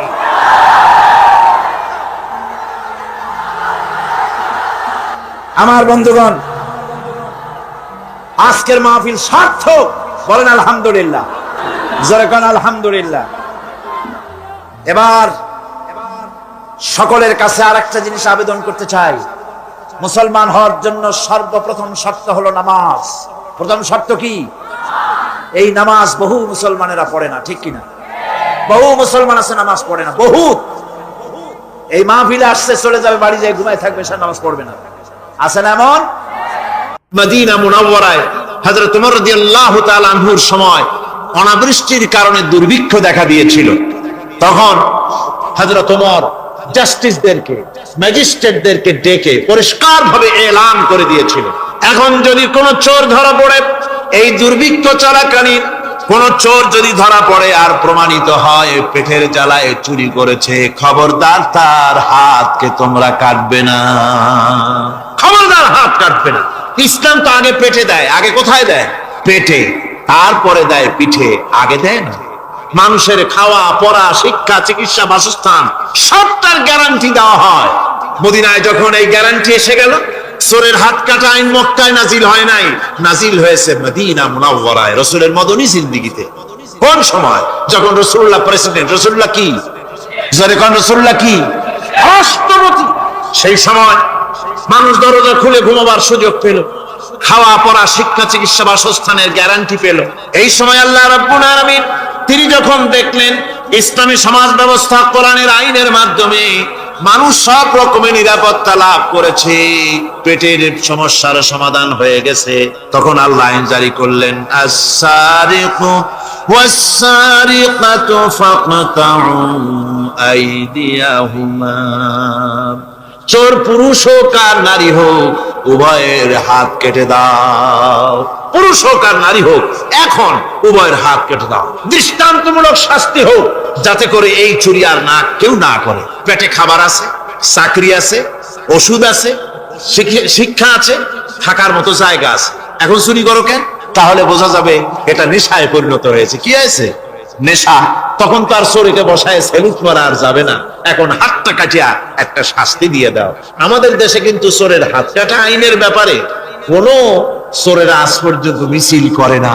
বাংলাদেশের কোন ছোট ছোট চোর, যেমন তাল চোর, বেল চোর, কচু চোর, ছাতি চোর, জুতা চোর, আরো যত ছোট ছোট চোর, এই সব চোরেরা কি কোনোদিন মিছিল করেছে যে চোরের হাত কাটা আইন মানি না, মানবো না? বলেছে কেউ? কিন্তু এই আইনের বিরুদ্ধে সোচ্চার কারা? কোন চোরেরা? নিশ্চয়ই ছোট চোরেরা, বড় চোর। যারা তাল বেল চুরি করে না, বরং কলমের খোঁচা দিয়া সরকারের জনগণের লক্ষ কোটি কোটি টাকা পকেটস্থ করেন মেহেরবানি করে। ওইসব তারা মনে করেন যদি এই আইন চালু হয়ে যায় তাহলে তালসর বেলসরের তো কোনো ক্ষতি নাই, ইসলামী রাষ্ট্র চালু হলে পরে তো সকলের পেটে ভাত আসবে, ওই তাল বেল আর চুরি করা লাগবে না, তাদের তো সুবিধা। কিন্তু মুসিবতটা তো আমাদের হবে, বেশি খাইয়ে খাইয়া জিব্বা পুরু হয়ে গেছে, এখন ওই বেশি খাইতে না পারলে বদভ্যাস চালু হয়ে যাবে, চুরি করতে যখন যাইবে তখন এই আইন তো বিসমিল্লাহ হবে আমাদের দিয়া। এই জন্য ওনারাই বিরোধিতা করেন চরম ভাবে। আর ইসলামের সব আইনের সাথে বিরোধিতা করার জন্য বাংলাদেশে যতগুলি পত্রিকা বেরিয়েছে তার মধ্যে শীর্ষস্থানে রয়েছে ভারতের রায়ের টাকায় পরিচালিত নিকৃষ্ট আবর্জনা পত্রিকা আজকের কাগজ।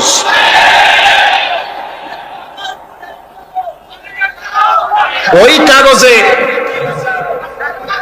এই কাগজের একটা প্রবন্ধ লেখা হয়েছে আজ, সেই প্রবন্ধে লেখা হয়েছে ধর্মভিত্তিক রাজনীতি এমনি এমনি নিষিদ্ধ করা যাবে না, সম্ভব হবে না, এটাকে একেবারে গোড়া থেকে উপড়ে ফেলে দিতে হবে।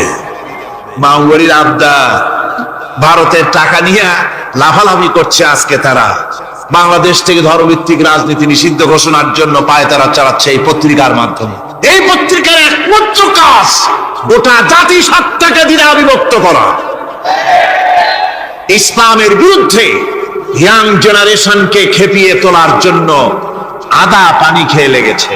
ধর্মভিত্তিক রাজনীতি নিষিদ্ধ ঘোষণা করার জন্য আপ্রাণ প্রচেষ্টা চালাচ্ছে, সংসদে পর্যন্ত এই বক্তব্য উঠানো হয়েছে, তাই না? সংসদে উত্থাপিত হয়েছে ধর্মভিত্তিক রাজনীতি নিষিদ্ধ ঘোষণা করতে হবে। আমি বলেছি ধর্মভিত্তিক রাজনীতি নিষিদ্ধ ঘোষণা করে ফেলেছিল রাশিয়া। রাশিয়ার যেই পার্লামেন্টে বসে ধর্মভিত্তিক রাজনীতি নিষিদ্ধ ঘোষণা করা হয়েছিল, যে পার্লামেন্টের ঘোষণার বলে লক্ষ লক্ষ মুসলমানদেরকে জবাই করা হয়েছে রাশিয়ায়, যে পার্লামেন্টের ঘোষণার বলে মসজিদ মাদ্রাসা ভেঙে চুরি একাকার করে দেওয়া হয়েছিল রাশিয়ায়, যেই পার্লামেন্টে বসে আলেম ওলামা পীর দরবেশদেরকে হত্যা করার জন্য নির্দেশ দেওয়া হয়েছিল রাশিয়ার যে পার্লামেন্ট থেকে, সেই দেশ আজ আর আস্ত নাই, দেশটা টুকরা টুকরা হয়ে গিয়েছে। বাংলাদেশের পার্লামেন্টে আজকে যারা এই দুঃসাহসিক কথা বলছেন, ধর্মভিত্তিক রাজনীতি নিষিদ্ধ ঘোষণা করার কথা যারা উচ্চারণ করছেন, রাশিয়ার পার্লামেন্টের ইতিহাস ভুলে যাবেন না। বাংলাদেশে 11.5 কোটি তৌহিদি জনতার তৌহিদি রক্ত, তৌহিদি চেতনা, সমস্ত শরীরে মাথায় আর রগ রেশায় টকবক করছে ইসলামী চেতনা, ইসলামের রক্ত। এই মুসলমানদের সাথে আগুন নিয়ে খেলা করার চেষ্টা করো না। আমার বন্ধুগণ, কোরআনের আইন বন্ধ করার ক্ষমতা কারো নাই। এই আইন চালু হলে পরেই শান্তি আসবে। ওরা বিরোধিতা করছে, ওরা বলছে চোরের হাত কাটা আইন, এটা হচ্ছে একটা অমানবিক ব্যাপার। আইনটা কার? আল্লাহ। মানুষগুলি কার? তা তোমার তো দরদ কেন? মায়ের চাইতে মাসির দরদ বেশি, এটা কি খুব সুলক্ষণ? না, এটা দারুণ কুলক্ষণ। সুতরাং আল্লাহ রাব্বুল আলামিন তার আইন হচ্ছে শাশ্বত আইন। চোরের হাত কাটা আইন অর্থ নয় যে বাংলাদেশ ইসলামী দল যদি ক্ষমতায় আসে পাইকারি দরে চোরের হাত কাটা আরম্ভ করবে না। ততক্ষণ পর্যন্ত আইন চালু হবে না যতক্ষণ পর্যন্ত সমস্ত মানুষ তাদের কর্মসংস্থান না হবে, খাবার না পাবে, চাকরি বাকরি না হবে, খেয়ে পরে খাওয়া পড়া শিক্ষা চিকিৎসা বাসস্থান সবটার গ্যারান্টি মিলবে, তারপরে আইন চালু হবে। এর আগে আল্লাহ রাব্বুল আলামিন ফৌজদারি দণ্ডবিধি আওতার ভিতরে চোরের কি শাস্তি হবে তা বললেন, নরহত্যার শাস্তি কি হবে তাও আল্লাহ পাক এখানে বলছেন, ইয়া আইয়ুহাল্লাযীনা আমানু কুতিবা আলাইকুমুল কিসাসু ফিল কাতলা। আল্লাহ পাক বলেন তোমাদের প্রতি নরহত্যার শাস্তি স্বরূপ কিসাস নির্দিষ্ট করা হয়েছে, অর্থাৎ হত্যার বদলে হত্যা করা। একজন মানুষ আর একজন মানুষকে হত্যা করেছে, কোরআনের আইন হচ্ছে ওকেও হত্যা করে। কি সুন্দর আইন, সুবহানাল্লাহ পড়েন। তাহলে কি হবে? রেডিও টেলিভিশনে পত্র পত্রিকার মাধ্যমে যদি খবর ছড়ানো হয় যে হত্যাকারীর বিচার হবে কোরআনের আইন অনুযায়ী, প্রকাশ্য রাজপথে হত্যাকারীকে তাকেও যদি হত্যা করে দেওয়া হয় এই দৃশ্য উপস্থিত জনতা যত দেখবে, পত্র পত্রিকায় খবর পাবে, টেলিভিশনের পর্দায় দেখতে পাবে, যারা দেখলো এই সব লক্ষ লক্ষ জনতার ভেতরে মানুষ হত্যা করার দুঃসাহস আর আসবে? আল্লাহ পাক বলছেন এটা হচ্ছে মানুষের কিসাস, এর মধ্যে রয়েছে মানুষের জীবন। এরপরে মারাত্মক শাস্তি আল্লাহ পাক এভাবে কোরআনে কারীমের মধ্যে বললেন, জিনার শাস্তি, আয-যানিয়াতু ওয়াজ-যানি ফাজলিদু কুল্লা ওয়াহিদিন মিনহুমা মিআতা জালদা। আল্লাহ রাব্বুল আলামিন বলেন, জিনাকারিনী পুরুষ, জিনাকারিনী নারী আর জিনাকারা পুরুষ, তাদের শাস্তি হচ্ছে উভয়কে 100 করে দৌড়া মারা, প্রাণদণ্ড দিয়ে দেওয়া। এই শাস্তি যদি হয়, জিনা বন্ধ হয়ে যাবে, বিবাহ সহজ হবে।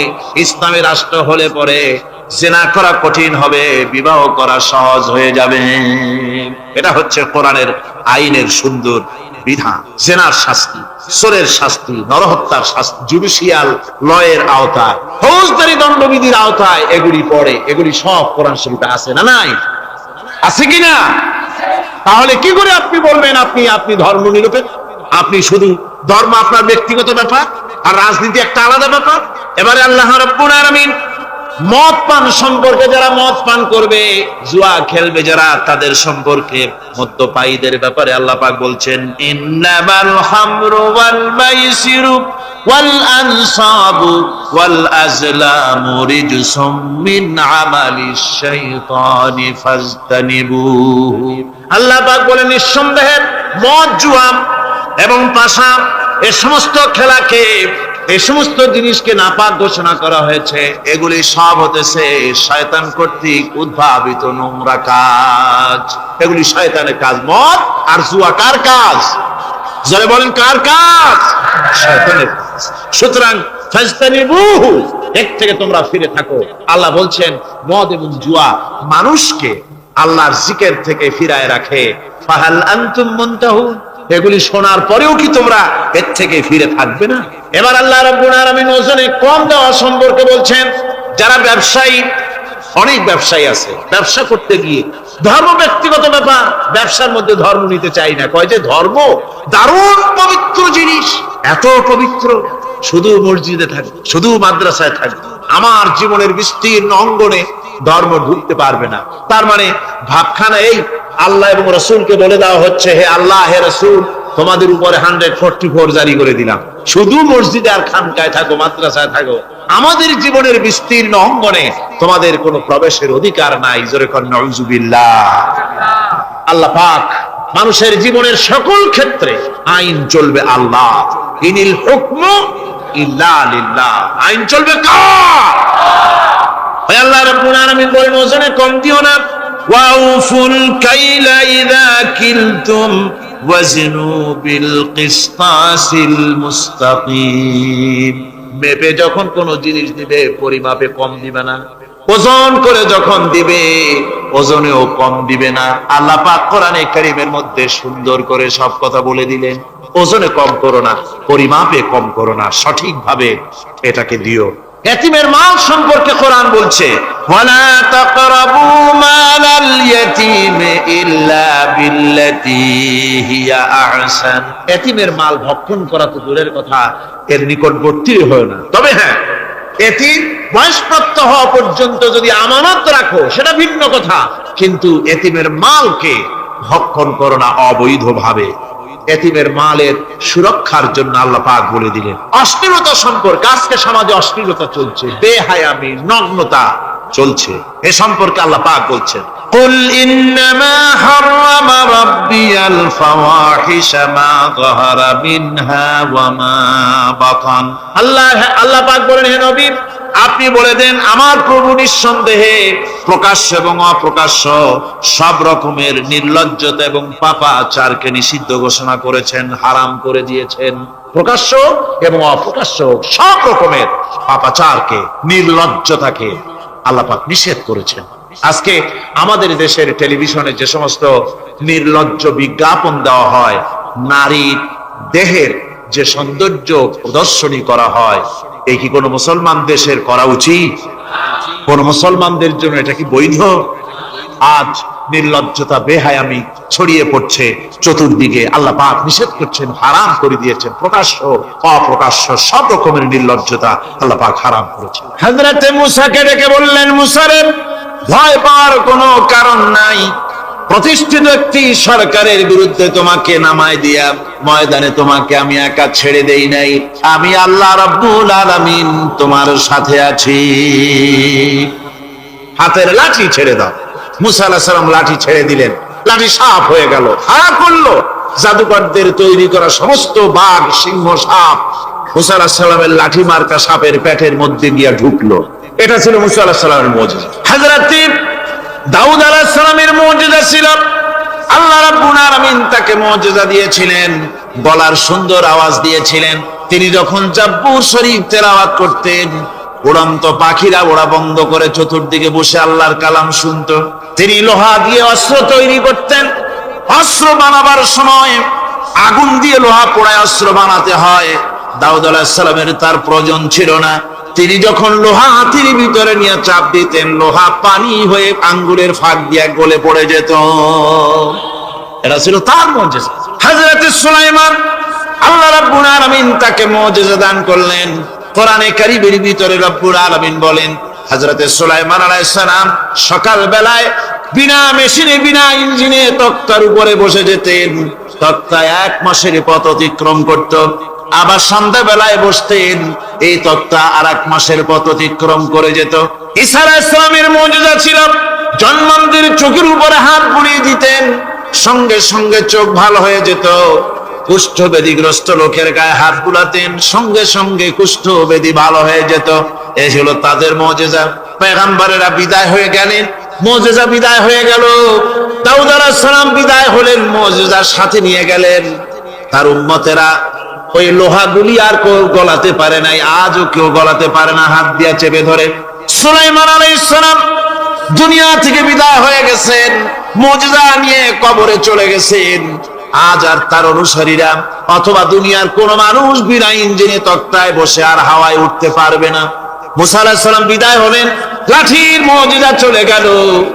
তার উম্মতেরা, তার অনুসারীরা কিয়ামত পর্যন্ত যদি 1000 চেষ্টা চালায়, লাঠিকে আর কোনোদিন সাপে পরিণত করতে পারবে না। ঈসা আলাইহিস সালাম, আল্লাহ রাব্বুল আলামিন তাকে উঠায় নিলেন, মুজিজা তিনি সাথে নিয়ে গেলেন। আজ তার কোটি কোটি, শত শত কোটি উম্মতেরা, দুনিয়ায় যারা তার উম্মত দাবি করে, খ্রিস্টানেরা হাজারো যদি চেষ্টা চালায়, তবুও জন্মান্ধের চোখের উপরে হাত বুলিয়ে চোখ আর ভালো করতে পারবে না। কুষ্ঠ ব্যাধিগ্রস্ত লোকের গায়ে হাত বুলিয়ে কুষ্ঠ ব্যাধি ভালো করতে পারবে না। তার মানে হলো, নবীরা যে যা যত মুজিজা পেয়েছিলেন, জীবদ্দশায় মুজিজা কাজে লেগেছে। দুনিয়া থেকে বিদায় হয়েছেন, মুজিজার সাথে নিয়ে গেছেন। কিন্তু আপনার আমার নবী, বিশ্ব নবী জনাব মুহাম্মদ রাসূলুল্লাহ সাল্লাল্লাহু আলাইহি ওয়াসাল্লামের কাছে আল্লাহ রাব্বুল আলামিন তাকে যত মুজিজা দিয়েছিলেন, 3000-এর উপরে আল্লাহর নবীর মুজিজা ঘটেছিল 23 বছরের নবুয়তের জীবনে। তার মধ্যে শ্রেষ্ঠ মুজিজা হতেছে কোরআন মাজিদ। আল্লাহর নবী বিদায় হয়ে গেলেন, মুজিজা সাথে নিয়ে যান নাই, মুজিজা রেখে গেলেন দুনিয়ায়। কিয়ামত পর্যন্ত দুনিয়াবাসী, নবীর উম্মতেরা কোরআনের মুজিজা ব্যবহার করতে পারবে। কোরআনে কারীম রাসূল কারীম সাল্লাল্লাহু আলাইহি সাল্লামের জীবনের শ্রেষ্ঠ মুজিজা। মানুষ পাগল হয়ে গেছে কোরআন শুনে। সুতরাং এই কোরআনের বৈশিষ্ট্য সকল দিক থেকে এক অপূর্ব একটি কিতাবে পরিণত করেছে, যা মানুষকে চিরকাল বিস্ময় হতবাক করে দিয়েছে। কোরআনের আরেকটি বৈশিষ্ট্য হচ্ছে, এই কোরআন এক সময় নাজিল হয় নাই। 30 পারা কোরআন শরীফ একসাথে নাজিল হয়েছে না, কোরআন নাজিল হয়েছে আস্তে আস্তে, ধীরে ধীরে। কত বছর লাগলো? 23 বছরেরও কিছু বেশি সময় ধরে কোরআন ধীরে ধীরে রাসূল কারীম সাল্লাল্লাহু আলাইহি সাল্লামের কাছে অবতীর্ণ হয়েছে। এমনটি আর কোনো কিতাব হয়নি, যা আর কোন ধর্মগ্রন্থ যারা অন্যরা দাবি করে, এরকম হয়। কোরআনে কারীমের আরেকটি বৈশিষ্ট্য হচ্ছে, যখন কাগজ ছিল না, ছাপাখানা ছিল না, এমনকি টেপ রেকর্ডার ছিল না, তখনকার নাজিলকৃত কিতাব যেভাবে নাজিল হয়েছিল সেইভাবে আজ পর্যন্ত অবিকল টিকে আছে, টিকে থাকবে ইলা ইয়াউমিল কিয়ামত। কিয়ামত পর্যন্ত কোরআনে কারীমের এই অকৃত্রিম অবিকৃত অবস্থায় কোরআনে কারীমের এই শান, এই বরকত টিকে থাকবে। এই জন্য কোরআন শরীফ হচ্ছে এই পৃথিবীর মহাবিশ্বের মহাবিশ্ব। কোরআন হচ্ছে পৃথিবীর মহাবিশ্বের মহাবিশ্ব। এর মর্যাদা সম্পর্কে রাসূল করিম সাল্লাল্লাহু আলাইহি ওয়াসাল্লাম বলেছেন, ওয়ান উসমান রাদিয়াল্লাহু তাআলা আনহু আন্নাহু قال قال رسول الله صلى الله عليه وسلم خيركم من تعلم القرآن وعلمه رواه البخاري।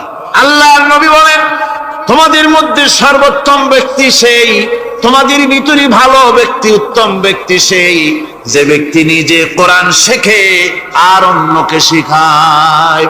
কোরআন যে শেখে আর অন্যকে যে শেখায়, সেই ব্যক্তি হলো তোমাদের মধ্যে সর্বোত্তম ব্যক্তি, ভালো ব্যক্তি। সুবহানাল্লাহ পড়েন। কোরআনে কারীমের এই মর্যাদা সম্পর্কে রাসূল করিম সাল্লাল্লাহু আলাইহি সাল্লাম বলেছেন, দুই ব্যক্তিকে, দুই শ্রেণীর লোককে ঈর্ষা করা যায়। অমুকে বিরাট বাড়ি করেছে, সে বাড়ি দেখে হিংসা হয়, আমি ওরকম বাড়ি করব, অমুকের মতো নেতা হব, অমুকের মতো বড় লোক হতে হবে। পরশ্রী কাতরতা অথবা ঈর্ষা করা, এরকমের ঈর্ষা করা জায়েজ নাই। রাসূলুল্লাহ বলেছেন দুই ব্যক্তির সঙ্গে ঈর্ষা করা যায়। আন ইবনে ওমর রাদিয়াল্লাহু তাআলা আনহু আন্নাহু قال قال رسول الله صلى الله عليه وسلم لا حسد الا على الاثنين। দুই ব্যক্তি ছাড়া অন্য কারো সাথে হিংসা করা যায় না, ঈর্ষা করা যায় না। কোন কোন ব্যক্তি? রাজুলুন আতাহুল্লাহুল কুরআন ফাহুয়া ইয়াকুমু বিহি আনা আল-লাইলি ওয়া আনা আন-নাহার। ওই ব্যক্তির সঙ্গে ঈর্ষা করা যায়, হিংসা করা যায় যে ব্যক্তিকে আল্লাহ পাক কোরআনের ইলম দান করেছেন, সে ব্যক্তি দিন রাত কোরআন তেলাওয়াত করে, কোরআনের উপরে আমল করে, কোরআনের উপরে থাকে, মানুষকে কোরআনের দাওয়াত দেয়। ওই লোকের সাথে ঈর্ষা করা দরকার, যে তার মতো হতে চায়। ওয়ারাজুলুন আতাহুল্লাহু মালান ফাহুয়া ইউনফিকু মিনহু আনা আল-লাইলি ওয়া আনা আন-নাহার। মুত্তাফাকুন আলাইহি, বুখারী মুসলিমের হাদিস। রাসূলুল্লাহ বলছেন, অন্য আরেক ব্যক্তি হচ্ছে যে ব্যক্তিকে আল্লাহ পাক মাল দিয়েছেন, সম্পদ দিয়েছেন, ওই ব্যক্তি তার মাল আর সম্পদকে দিন রাত দুহাতে আল্লাহর রাস্তায় খরচ করে। তার মতো হওয়ার জন্য তার সাথে ঈর্ষা করা যেতে পারে। আমার বন্ধুগণ, এই কোরআন হচ্ছে এমন এক কিতাব যে কোরআনকে নিয়ে যারা অগ্রসর হয় আল্লাহ তাদেরকে বাড়ায় দেন, আর কোরআনের সাথে যারা হিংসা করে, বিদ্বেষ করে, আল্লাহ তাদেরকে অধঃপাতিত করে দেন। আন ওমর ইবনে আল-খাত্তাব রাদিয়াল্লাহু তাআলা আনহু আন্নাহু قال قال رسول الله صلى الله عليه وسلم ان الله يرفع بهذا الكتاب اقواما ويضع به آخرين رواه মুসলিম। হযরত ওমর রাদিয়াল্লাহু তাআলা আনহু বলছেন যে আল্লাহ পাক এই কোরআনের সাহায্যে এক শ্রেণীর লোককে প্রতিষ্ঠিত করবেন দুনিয়ার বুকে, এবং আখিরাতেও আরেক শ্রেণীর লোককে করবেন অধঃপাতিত। যারা কোরআনের সাথে বিরোধিতা করবে, তারা যদি হিরো হয়, আল্লাহ তাদেরকে জিরো বানাবেন। কি বানাবেন? জোরে কোন, জোরে কোন, কি বানাবেন? জিরো বানিয়ে দিবেন। আর কোরআনকে নিয়ে যারা আগ বাড়ে, তারা যদি জিরো হয়, আল্লাহ পাক তাদেরকে কি বানায় দেন? কোরআনের সাথে বিরোধিতা আজকের নতুন কিছু নয়, আবহমান কাল থেকে কোরআনের সাথে চলছে বিরোধিতা। বিশ্বকবি, কবি সম্রাট আল্লামা ইকবাল, আল্লাহ তাকে জান্নাতুল ফেরদাউস নসিব করুন, সবাই বলুন আমিন। আল্লামা ইকবাল বলেছেন, সতীজা কর রহা হ্যায় আসল সে তাইমরোজ, সতীজা কর রহা হ্যায় আসল সে তাইমরোজ, চরাগে মুস্তাফা বি সে শরারে বুলহবিস। মুহাম্মদ সাল্লাল্লাহু আলাইহি ওয়াসাল্লামের দীপ শিখার সাথে, আল্লাহর দ্বীনের সাথে আবু জাহাল, আবু লাহাবের অগ্নিস্ফুলিঙ্গের সংঘর্ষ আবহমান কাল থেকে লেগে এসেছে, কিন্তু ওদের এই অগ্নিস্ফুলিঙ্গের টক্কর লেগে মুহাম্মদ সাল্লাল্লাহু আলাইহি ওয়াসাল্লামের টিম টিম করে জ্বলে ওঠা এই প্রদীপটি প্রচন্ড ঝড়ো হাওয়ার মুখে, টর্নেডো আর গর্কির মুখে নিভে যায়নি, জ্বলছে, জ্বলবে কিয়ামত পর্যন্ত। এটাকে নিভাবার ক্ষমতা বিশ্বের কোনো মানুষের নাই। ফু দিয়া কেউ যদি নিভাতে চায়, চেহারা শুদ্ধ, মাথা শুদ্ধ, পুড়ে ছাই হয়ে যাবে, কোরআনের আলোকে নির্বাপিত করতে পারবে না।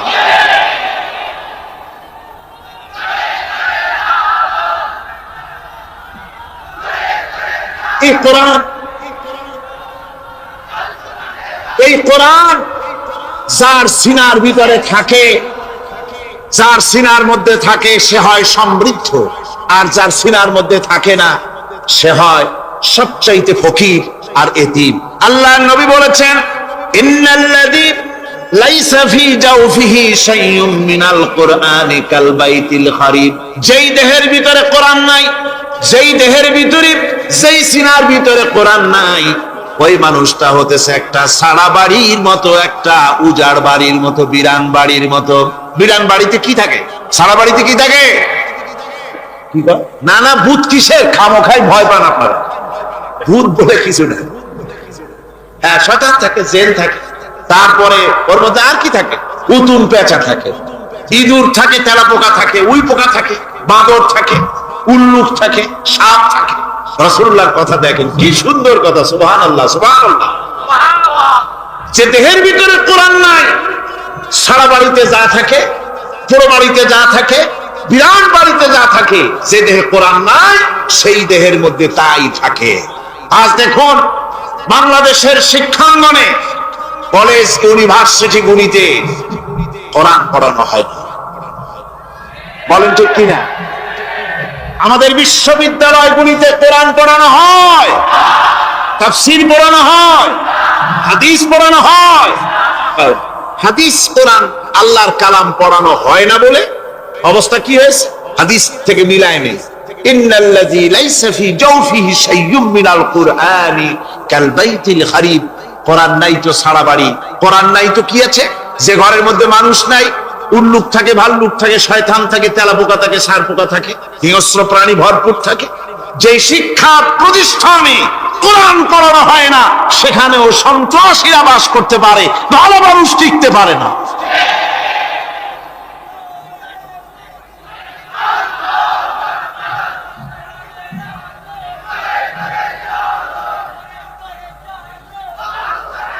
এই জন্য কোরআন যেখানে পড়া হয় না সেটা কবরের তুল্য, কোরআন যেখানে তেলাওয়াত হয় না সেটা কিসের তুল্য? কবরের তুল্য। আল্লাহর নবী বলেছেন, আন আবি হুরায়রা রাদিয়াল্লাহু তাআলা আনহু আন্নাহু ক্বাল ক্বালা রাসূলুল্লাহ সাল্লাল্লাহু আলাইহি ওয়াসাল্লাম লা তাজআলু বুয়ুতাকুম মাকাবির, রাওয়াহু মুসলিম। আল্লাহর নবী বলেন, তোমাদের ঘরগুলিকে তোমরা কবর বানায়ো না। অর্থাৎ যে ঘরের মধ্যে কোরআনে কারীম তেলাওয়াত হয় না সেটা কবরের সমতুল্য।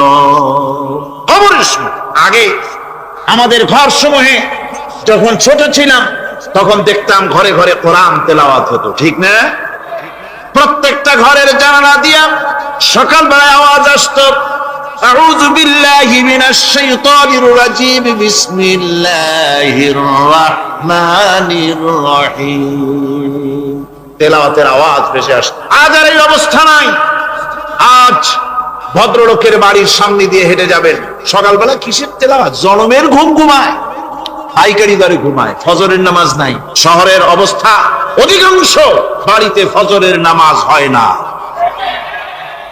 ডিসেন্টিনার মাধ্যমে, আগে তো শুধু বাংলাদেশের ছবি, ডিসেন্টিনার মাধ্যমে সারা পৃথিবীর শয়তানি আর বদমাশি ঘরে বসে গেলা যায়। উপকারিতা এবং অপকারিতা দুটোই আছে। নিউজ দেখা যায়, সাথে সাথে আবার নিউজের সাথে আরো বাজে কিছু দেখা যায়। এগুলো দেখতে দেখতে রাত শেষ হয়ে আসে, ঘুমায় জনমের মতো, এক ঘুমে বেলা 9টা আর 10টা। কিসের ফজরের নামাজ আর কি এর কোরআন শরীফ তেলাওয়াত করে। এরপরে উঠলো 9টা-10টার সময়, উঠে তারপরে গানের মাস্টার এসে গেছে। তখন ইতিমধ্যেই গানের মাস্টার এসে গেছেন। কি দুর্ভাগ্যজনক সত্য কথা, ইংরেজি যে টিচার পড়ান, অঙ্ক যে টিচার করান, সপ্তাহে 3 ঘন্টা পড়াবেন, বেতন 2500 টাকা। আর প্রতিদিন সকালবেলা এসে যদি কোনো মুসলমান কোন একজন মৌলভী সাহেব, হাফেজ সাহেবকে রাখেন কোরআন তেলাওয়াত করাবার জন্য, কোরআন পড়াবার জন্য সন্তানকে, প্রতিদিন আসতে হবে, প্রতিদিন 2 ঘন্টা পড়াতে হবে, আর মাসের শেষে বেতন 500 টাকা। কোরআনে কারীমের সাথে এই আচরণ।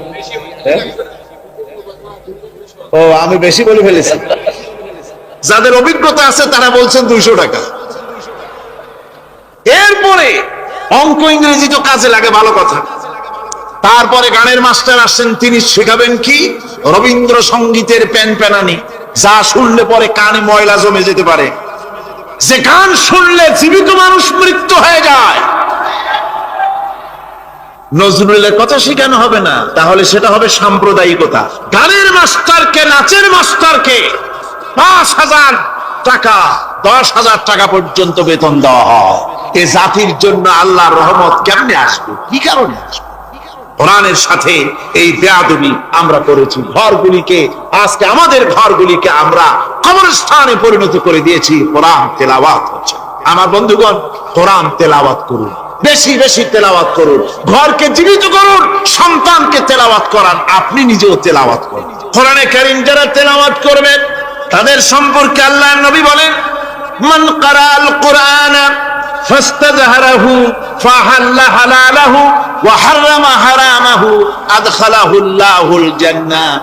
আল্লাহর নবী বলেন, যে ব্যক্তি কোরআন শরীফ তেলাওয়াত করবে এবং কোরআনের হালাল অনুযায়ী হালালকে মেনে চলবে, হারাম অনুযায়ী হারাম থেকে ফিরে থাকবে, এরকম কোরআনের উপরে যে তেলাওয়াত করবে আর আমল করবে, আল্লাহ রাব্বুল আলামিন কিয়ামতের দিন তাকে জান্নাতের ভিতরে প্রবেশ করাবেন।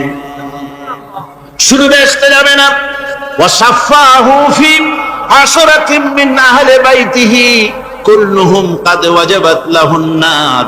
নবীজি বলেন, এই কোরআনে কারীমের বরকতে কিয়ামতের দিন ওই ব্যক্তি তার রক্ত সম্পর্কিত 10 জন আত্মীয়র ব্যাপারে সুপারিশ করার জন্য তৌফিক পাবে আল্লাহর দরবারে। এমন 10 ব্যক্তি, সেই 10 ব্যক্তির জন্য হিসাবের পরে জাহান্নাম ওয়াজিব হয়ে গিয়েছিল, এমন 10 ব্যক্তি সম্পর্কে কোরআনের তেলাওয়াতকারী আর আমলকারী আল্লাহর দরবারে সুপারিশ করার জন্য পারমিশন পাবেন। এমন নিয়ামত, সেই নিয়ামত থেকে আমরা বঞ্চিত হয়ে যাচ্ছি। আমি বলি না যে আপনারা কলেজ ইউনিভার্সিটিতে ছেলেদের পড়তে দিবেন না, আমি তা বলি না। তারা কলেজ ইউনিভার্সিটিতে বিলক্ষণ পড়াশোনা করুক, কিন্তু তাদেরকে কোরআন শরীফ শিখান। লক্ষ লক্ষ টাকা খরচ করলেন ছেলের পেছনে, কিন্তু কোরআন শিখালেন না। আপনি মরে গেলে আপনার জানাজাটা পড়বে, এ তৌফিকও সে পেল। জানাজার ইমামতি তো দূরের কথা, জানাজার নিয়ত জানে না, প্রাক পবিত্রতা জানে না। বাপ মরে গেছে, সে তখন ছিল মার্কেটে, শুনলো বাপ মরছে, তাড়াতাড়ি জানাজায় শরীক হতে হবে। প্যান্টও পাক নাই, যেহেতু পেশাবের যখন বেগ এসেছিল দেওয়ালের পাশে দাঁড়াইয়া কাম সারছে, ধোয়া মোছার কাম নাই, মাথায় টুপি নাই, নাক মোছা রুমাল ছিল পকেটে, রুমালটা মাথায় দিয়া দাঁড়ায় গেল। আল্লাহু আকবার। বাপের কপালে যা আছে তাই হোক। তারপরে বাপ মরে গেছে, কান্না শুরু করেছে। যেদিন মরছে সেদিন কাঁদতেছে, পরের দিন একটু মুখ মলিন কাঁদতে। নাম বল্টু মিয়া। তার আবার এক বন্ধু আছে, তার নাম শান্টু মিয়া। শান্টু মিয়া বলছে, মিয়া বল্টু কান্দো কেন? বাপ মরে গেছে। এগুলো বাঁচে নাকি? এগুলো মরিয়ে যায়। আমার একটা ছিল, ওটাও মরছে। চিরকাল কারো বাপ থাকে, সুতরাং এত মন খারাপ কেন? আসো, ইন্ডিয়া থেকে ভালো একটা বই আসছে, সেটা দেখে এত আনন্দ পাবে। বাপ তো বাপ, 14 গোষ্ঠী মরলেও মনের দুঃখ বুঝে যাবে। এরপরে বাড়ি এনে তাকে সিনেমার ছবি দেখানো হলো। ছবি সে দেখলো, ফেরার সময় বাপের কবরের কাছ থেকে যাওয়ার সময় দাঁড়িয়ে গেল ক্ষণিকের জন্য। আহারে বাপ, বিদায় হয়ে গেলা, কি দেব তোমার? কিছু তো নাই আমার কাছে, তাই সারা রাত ধরে যা কিছু দেখলাম এগুলি তোমার আমল নামায় দিয়ে গেলাম। আমি সমস্ত পিতাদেরকে বলতে চাই, সন্তানদেরকে কোরআন শিখান, কাজে লাগবে।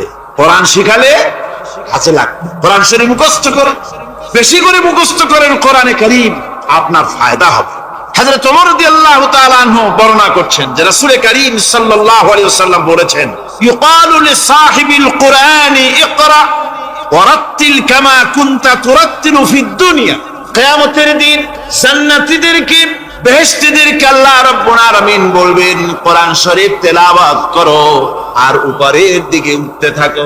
কোরআনে যেভাবে দুনিয়ার বুকে কোরআনে কারীম তুমি মুখস্থ করেছিলে, ধীরে ধীরে তেলাওয়াত করতে, ওইভাবে ধীরে ধীরে কোরআন তেলাওয়াত করো আর উপরের দিকে উঠতে থাকো। আল্লাহ পাক বলতে থাকবেন, উপরের দিকে ওঠো, তেলাওয়াত করো আর ওঠো। উঠতে উঠতে যেই জায়গায় গিয়ে তোমার তেলাওয়াত শেষ হয়ে যাবে, জান্নাতের ওই জায়গাটা তোমার জন্য বরাদ্দ হবে।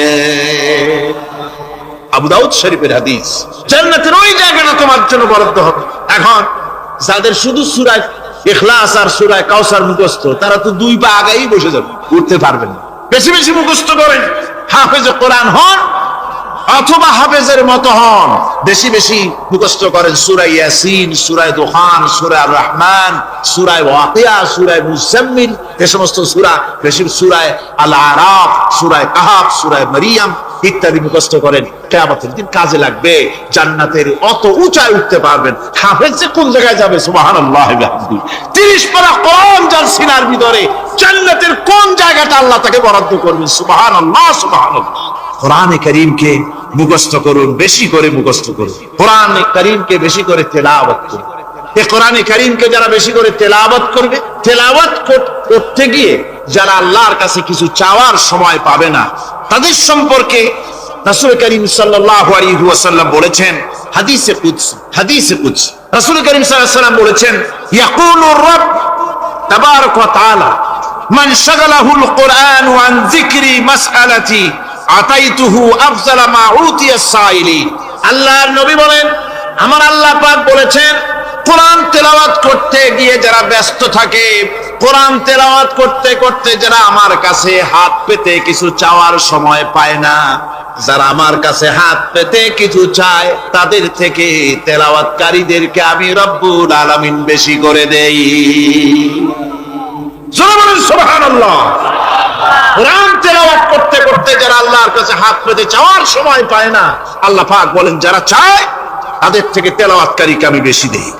আমার বন্ধুগণ, শুধু তাই নয়, এই কোরআনে কারীম যারা তেলাওয়াত করবে, আমল করবে, কিয়ামতের দিন তার মা বাবার মাথার উপরে আল্লাহ রাব্বুল আলামিন, আবু দাউদ শরীফের হাদিসে এসেছে, তার মা বাপের মাথার উপরে নূরের টুপি পরিধান করানো হবে।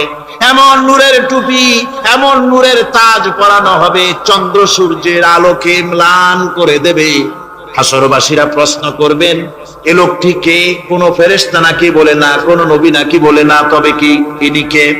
জবাব হবে, তিনি হচ্ছেন সেই ব্যক্তি যিনি তার সন্তানদেরকে কোরআন শিখিয়েছিলেন। কোরআন শিখানোর কারণে আল্লাহ রাব্বুল আলামিন আজ তার মা বাপের মাথার উপরে নূরের টুপি পরিধান করে হাসরের ভিতরে মর্যাদা দিলেন।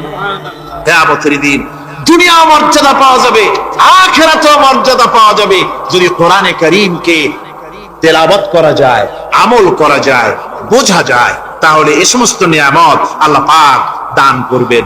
সুতরাং এই এত বড় নিয়ামত থেকে আমরা যেন কেউ বঞ্চিত হয়ে না যায়। কোরআন হচ্ছে এমন এক কিতাব যার তাফসীর লেখা হয় নাই।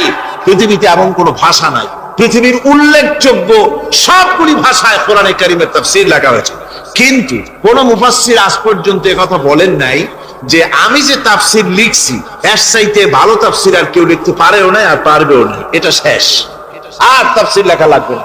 এ কথা কেউ বলতে পেরেছে? জোরে বলেন, পেরেছে? পারে নাই। তার কারণ কি?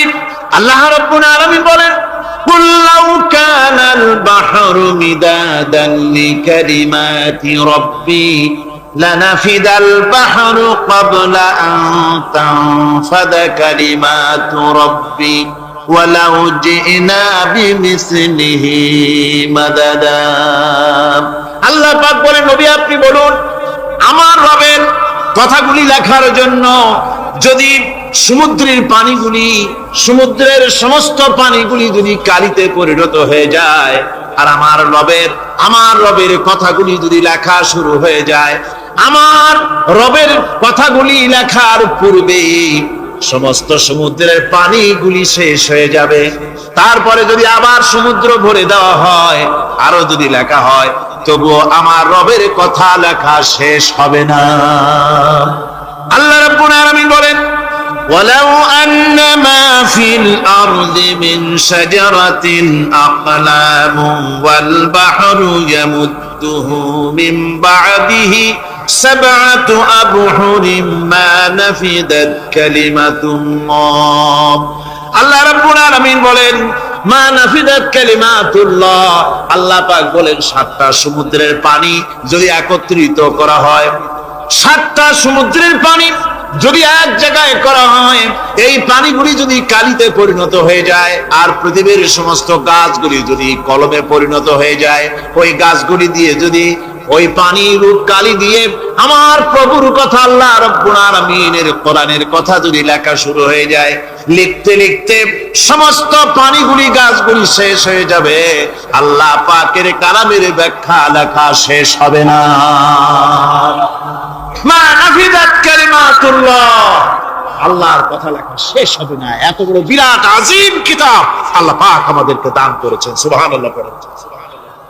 এই কিতাবের এত বড় গুরুভার আল্লাহ রাব্বুল আলামিন বলেছেন, লাউ আনসালনা হাযাল কুরআন আলা জাবালিন লারাআইতাহু খাশিআন মুতাসাদ্দিআন মিন খাশিয়াতিল্লাহ। আমি যদি এই কোরআনকে পর্বতের উপরে নাজিল করতাম, তাহলে তুমি দেখতে পেতে আমার ভয় ভীত সন্ত্রস্ত হয়ে পাহাড়গুলো চূর্ণ বিচূর্ণ হয়ে যেত। এত বড় আসিম কিতাব আমি তোমাদেরকে দান করেছি, যার গুরুভার বহন করতে কেউ রাজি হয়নি। পাহাড় পর্বত কেউ রাজি হয়নি, মানুষ রাজি হয়েছে। এই মানুষের উপরে আমি এটা অবতীর্ণ করেছি। গোটা বিশ্ববাসীর সামনে এই কিতাব আমি দিয়েছি তোমাদেরকে, এর দ্বারা হেদায়েত তোমরা গ্রহণ করবে। কিয়ামতের দিন আল্লাহর এই বিরাট নিয়ামত আমাদেরকে দান করলেন, আমরা এই নিয়ামতের নাশকর করেছি। অর্থাৎ এই কোরআনকে আমরা ব্যবহার করেছি, সঠিকভাবে করি নাই, বেঠিক ভাবে করেছি। প্রথম দিন দ্বিতীয় দিন আমি বলেছি কোরআন শরীফকে শুধু তাবিজ তোমারের জন্য, শুধু সওয়াবের জন্য তেলাওয়াত করেছি। আসলে শুধু সওয়াবের জন্য তা আসলে কোরআন বুঝতে হবে, আমল করতে হবে, তবে না শান্তি পাবো। আপনি যদি কোরআন হচ্ছে মানুষের জীবন সমস্যার সমাধানের গ্রন্থ। ওষুধ খেলে রোগ ভালো হয়। ওষুধ খেলে কি হয়? কেউ যদি সকাল বেলায় তসবিহ হাতে নিয়ে 500 বার পরে ওষুধ ওষুধ ওষুধ 500 বার পড়লে রোগ কি ভালো হবে? বরং রোগ আরো বাড়তে পারে চিল্লাতে চিল্লাতে। শীতের জন্য লেপ গায়ে গায়ে না দিয়া কেউ যদি চিল্লাইতে থাকে, জিকির করে লেপ্ত শোক লেপ্ত শোক লেপ্ত শোক, শীত কি বন্ধ হবে নাকি? পানির পিপাসায় ছটফট করে মানুষ যদি চিল্লায় পানি পানি পানি পানি পানি, পানির পিপাসা আরো বাড়বে। তাহলে কি বোঝা গেল? পিপাসা লাগলে পানি পান করতে হবে, শীত লাগলে কম্বলটা গায়ে দিতে হবে, রোগ হলে ওষুধটা খেতে হবে, তাহলে সব সমস্যার সমাধান হবে। অনুরূপ ভাবে আমরা শুধু কোরআনে কারীমকে তেলাওয়াত করি সওয়াবের নিয়তে, তার হুকুমগুলি জীবনের উপরে আমল করি না বলে আজকের জীবন আমাদের বিপর্যস্ত হয়েছে। ব্যক্তিতে, পরিবারে, রাষ্ট্রে শান্তি নাই, কোথাও শান্তি নাই এই কারণে। আর কিয়ামতের দিন রাসূল আসামি করবেন তাদেরকে যারা কোরআন অমান্য করেছে। রাসূল হবেন বাদী। বাদী হবেন কে? যারা বলেন কে বাদী হবে? রাসূল। আসামি হবে কারা? যারা কোরআন ছেড়ে দিয়েছে। আল্লাহ রাব্বুল আলামিন বলেন, وقال الرسول يا رب إن قومي اتخذوا هذا القرآن مهجورا।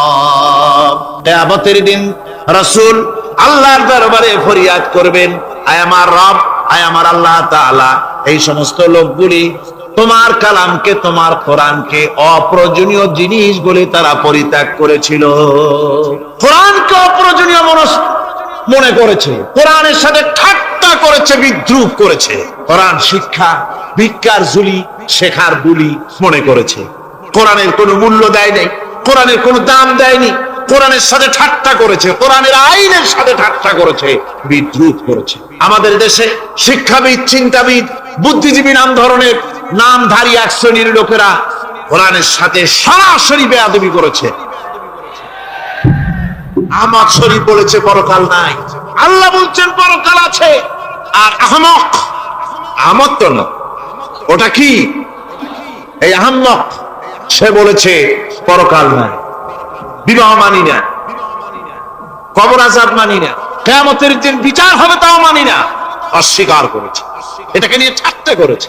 আহমদ শরীফ লিখেছেন নিজে যে আল্লাহ বলতে কেউ নাই, মানুষ তাকে চিন্তা করে সৃষ্টি করেছে, স্রষ্টা বলতে কেউ নাই। তারপরে আর একটা মেয়ে লোক, আমি ওটার নাম নিতে ঘৃণা বোধ করি, এটি হচ্ছে চরম ধর্মদ্রোহী, রাষ্ট্রদ্রোহী, নাস্তিক, জাহান্নামের কীট, ডাস্টবিনের আবর্জনা। এই মেয়ে লোকটি বলেছে, তার বইতে লিখেছে, বেহেশত হচ্ছে এক অসভ্য উদ্যান। কোরআন শরীফে আল্লাহ পাক বলেছেন, আমলে সালেহ যারা করবে, নবীরা, ওলিরা, সিদ্দিকীন, শুহাদা সব যাবে জান্নাতে। আর সেই জান্নাতকে এই খাবিসা, এই নিকৃষ্ট ধর্মদ্রোহী, রাষ্ট্রদ্রোহী মহিলা, এই সে বলেছে বেহেশত হচ্ছে এক অসভ্য উদ্যান। পৃথিবীর অতৃপ্ত বহুগামী পুরুষেরা তাদের থাকার জায়গা হবে ওই বেহেশতের মধ্যে। যেরকম নাউজুবিল্লাহ। এই মেয়ে লোকটি সমগ্র নারী জাতির কলঙ্ক। ভারত বাংলাদেশের শ্রেষ্ঠ শত্রু। ভারত এই শয়তানকে পয়সা দিয়া পুষতেছে। কলকাতায় দাওয়াত দিয়ে আনন্দ পুরস্কার দিয়েছে। সে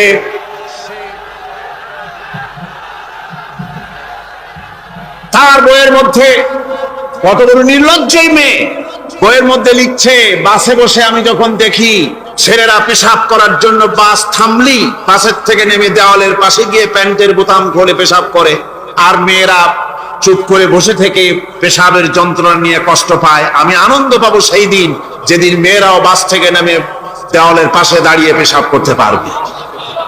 এটা কি একটা মানুষ? অসভ্য জানোয়ার একে জন্ম দিয়েছে, আল্লাহই ভালো জানে।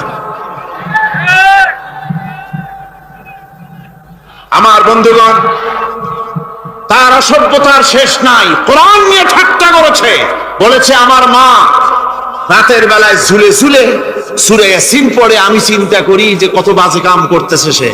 বলছে আল্লাহ পাক কোরআনের মধ্যে পুরুষকে বেহেশতের হুরিদের কাঁচা মাংসের লোভ দেখাইয়া, মদ খাওয়াবার লোভ দেখিয়ে তাদেরকে নামাজ রোজা করার জন্য বাধ্য করতেছে। বেহেশতে কি শরাব, বেহেশতে কি মদ পান করানো হবে? না, বেহেশতে মদ পান করানো হবে না। মদ তো নাপাক জিনিস। আল্লাহ পাক বলছেন বেহেশতে পান করানো হবে। ওয়াসাকাহুম রাব্বুহুম শারাবান তাহুরা।